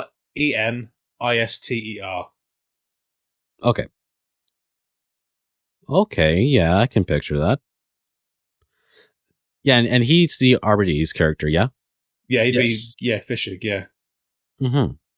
I'm not sure, it's been so long since I read the novel, I'm not sure if Fishig's meant to be younger than Eisenhorn or what. But I suppose you could probably age Henry Cavill up or just say that he is older, but he's had rejuvenate treatments and that sort of thing. Mm-hmm. But yeah, dream casting for any character, I'd have Philip Glenister as Fishig. It's Arbides, yeah, we're good. Yes. And yeah, good idea, guys. And I especially liked Ineptus' idea. That sounds really great. I think it would work. But last question being from Badger is that, what are your guys' thoughts on the rumors that the greatest of the Primarchs, my beloved Lion, is set to return? And if true, how would you like him, or how do you think he will shake up the current lore in 40k? So as in, if the Lion were to return, if he is returning, how do you think he should stand 40k saying? That's basically what he's saying. I think something terrible should happen to the Rock. Well, something did. Technically, something has. But this was from 8th edition. Oh, right, yeah. I think he should just something catastrophic. Maybe the ship gets in attacked or something. He just comes out. He's like, right, I've had enough of this fucking moping around. I'm going to come out and do something. Well, because what I mean is that in 8th edition, there was a blurb of lore in the Dark Angels Codex where it described that the Rock was under siege, and I think it was done by either Chaos Demons or Chaos Worshippers. Well, I think it is Chaos Demons, but what happens is that Luther actually escapes because of this. Oh. So I'm thinking this could, if they were to somehow, reference this could be the moment the Lion returns. Hopefully, probably, yeah. That's not a bad one. But I don't know. But I don't know when the Rock was under siege and the current's saying right now. I'm not sure when it happened, either before or after the Primaries came to be. But I don't know. What do you guys think? I would say that it's pretty. I think it's now pretty much. Well, I wouldn't go so far as to say guaranteed, but probably almost confirmed that he's coming back. I mean, the Arcs of Omen, things seem to suggest an attack on the Rock.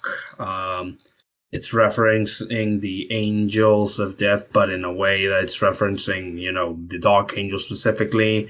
And there's a hint here or there that seems to point towards Lion himself. So I think that by the end of this whole Arcs of Omen stuff, it's possible that he will be waking up.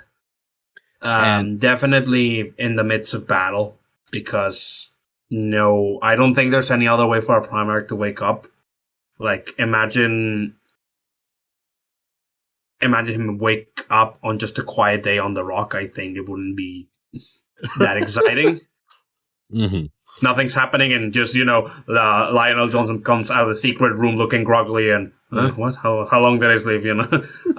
Looking around groggily. Who are you? It's right past noon. It's right past noon. Which it was a long sleep. Or it's already past noon. Did I sleep in? What did I miss, guy? You missed fucking everything, you sleepy bastard. Why are you guys green? Yes, right. But you've changed the color. Do you remember to feed the Jawas? Oh God! The fucking watchers. What's happened to Cypher? Well, he's still around. Because the last we saw of him was Gulliman wouldn't let him near the Golden Throne, wasn't it? Yeah, that's right. But yeah, I think he's doing his own little thing right now.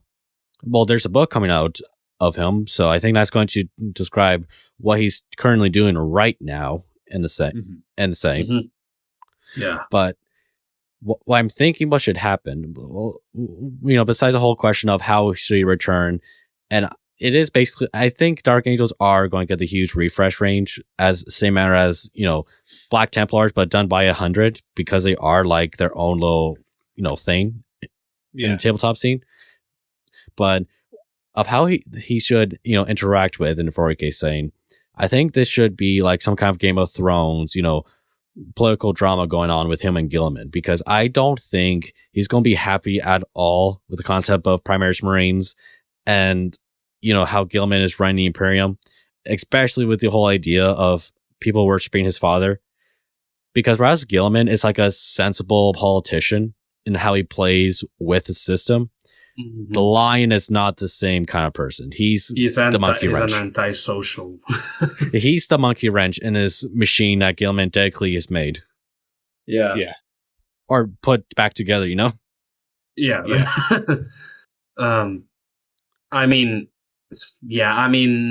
I suppose that they would be happy to see each other. Gilman would feel some weight off his shoulders, but consider that Gilliman hasn't seen Lion since the Imperium Secundus debacle, because he wasn't at the siege. Mm-hmm. So then the whole thing with Caliban and the Fallen happened, and off to sleep he went.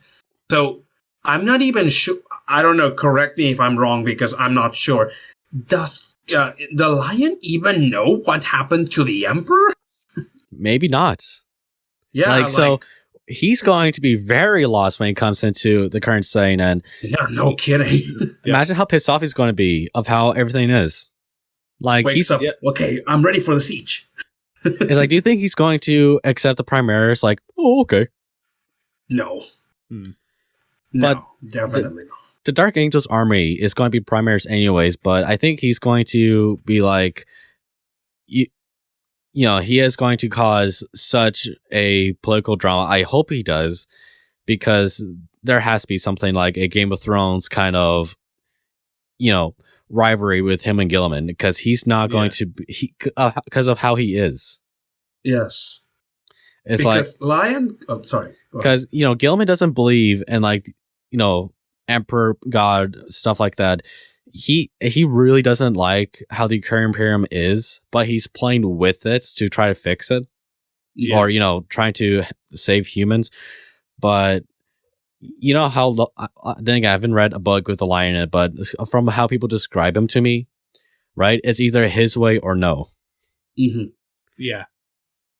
I mean, on that theme, I think the way Gulliman came out was Gulliman came out of stasis, took one look around and went, "Oh, for fuck's sake, right, how do we go about sorting this?" The lion, like you said, he'll probably come out and go, "No, none of this, right, no, fuck that off, no, get that statue of my father out of here, what the fuck are you doing? What's this book? Lorgar wrote this, you know that, right? No, if I can bin that." What's a Tau? What? Tyranid. Is that some sort of food?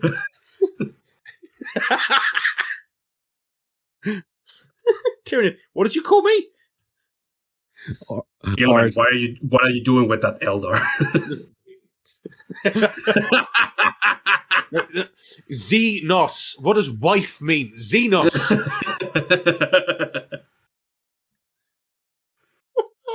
I mean, yeah, it won't help the fact Necrons. Lion's antisocial streak will not help Gilliman at all.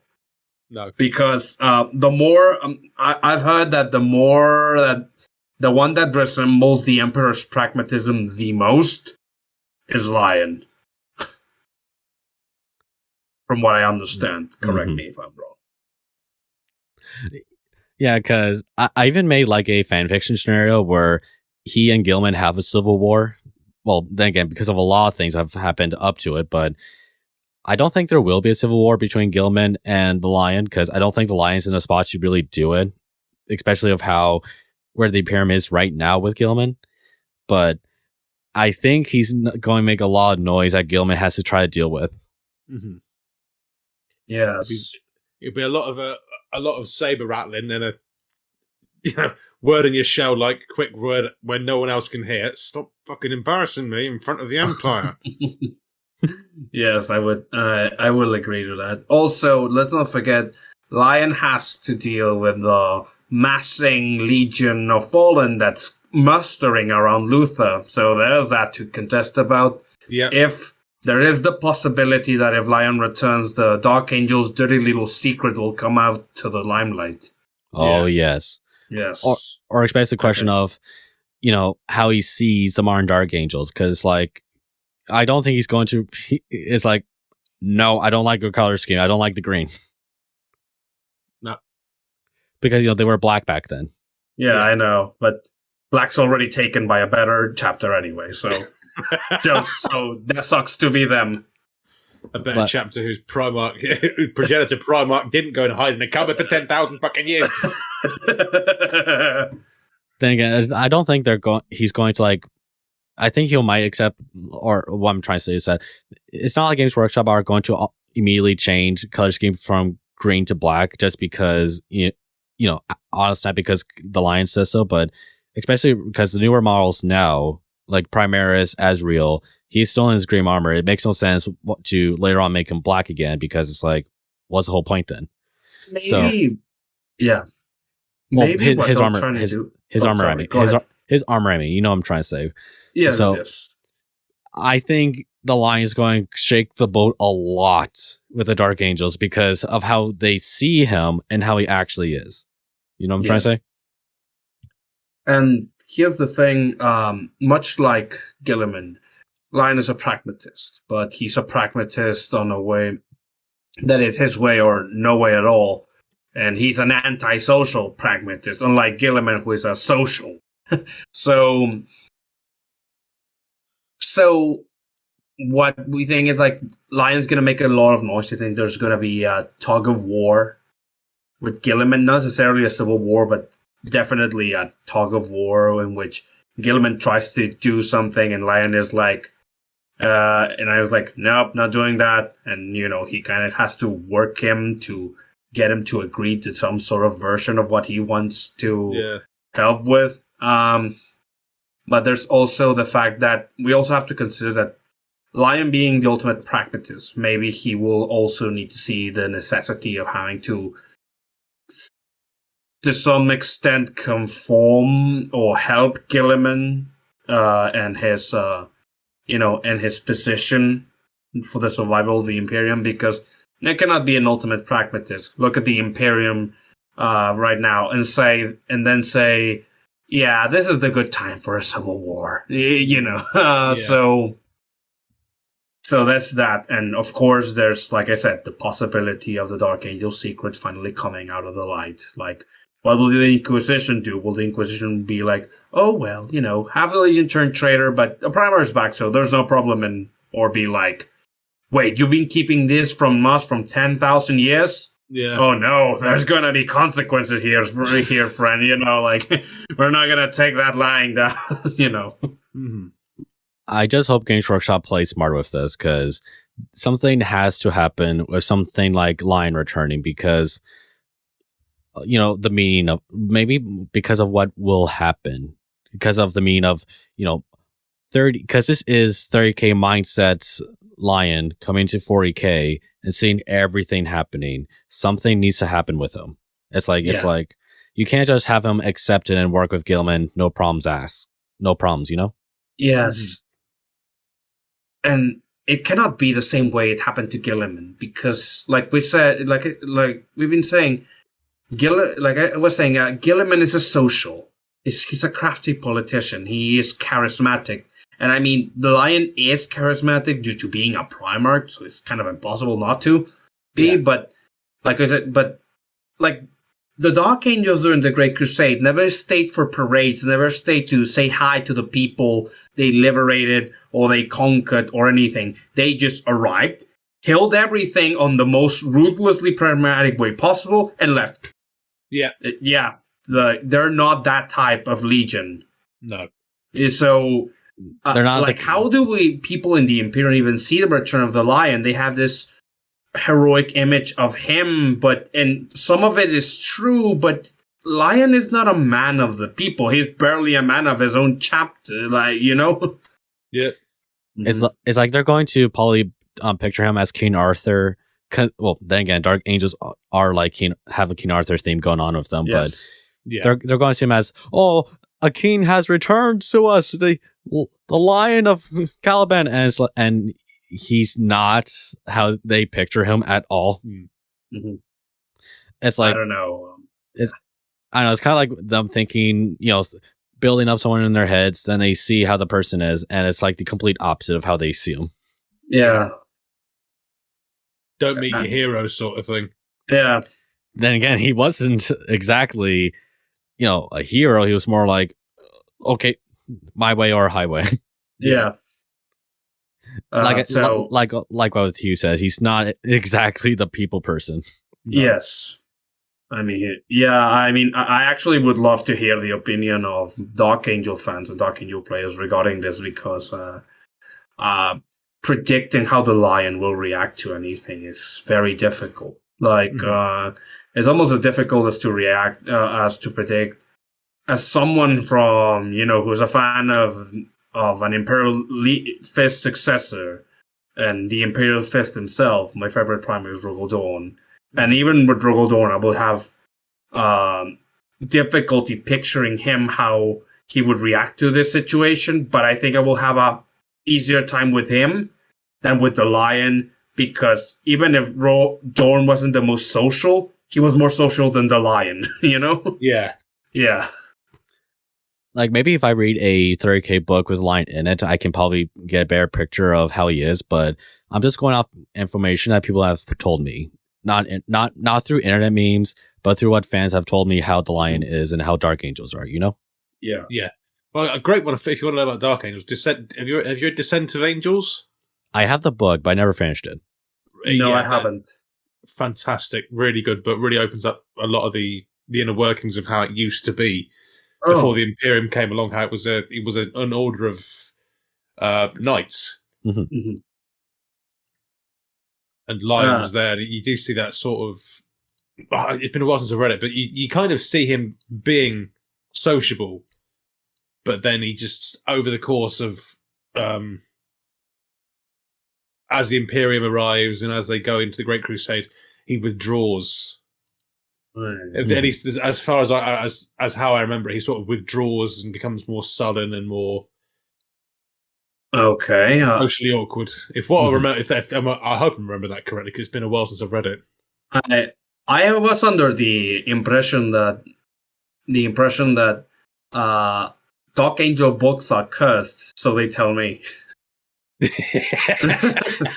Depends which one you read. So you do recommend Descent of Angels? Yeah, I think people say it's a really boring one, but I really enjoyed it. Okay, I'll put it on the list. I'll give it a watch. I've been being selective with which heresy novels I read, and I haven't read anything Dark Angel because the whole Dark Angel books are cursed and bad, don't read them. So, but if Really? it's coming from you and probably Badger, I'll probably read it as well. So yeah, really? Yeah, Really, they're cursed? Really?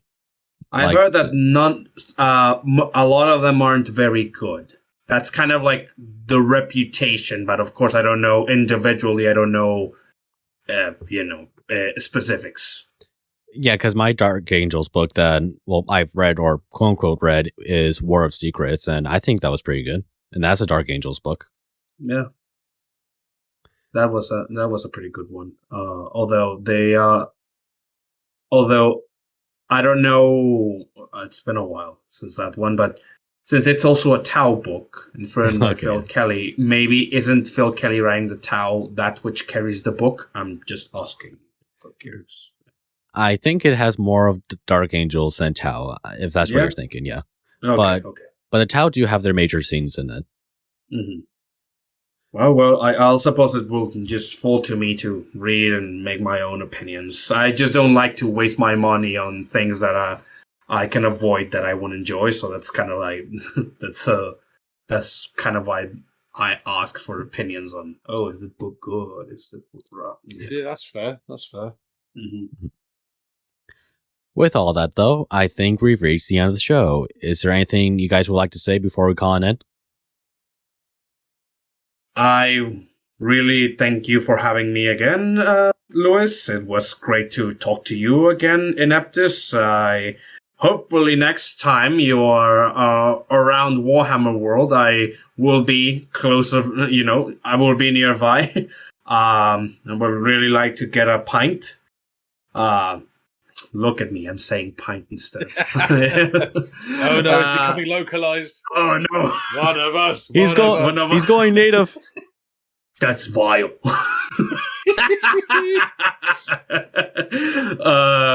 And it was a pretty fun time. Honestly, I think that it's becoming pretty clear that we laugh a lot when we three are in the same in the same call, and definitely looking forward to see what happens with the whole Arcs of Omen thing. I'm definitely getting those World Eaters, and let's hope that Henry Cavill is able to bring us a Warhammer show worthy of the name.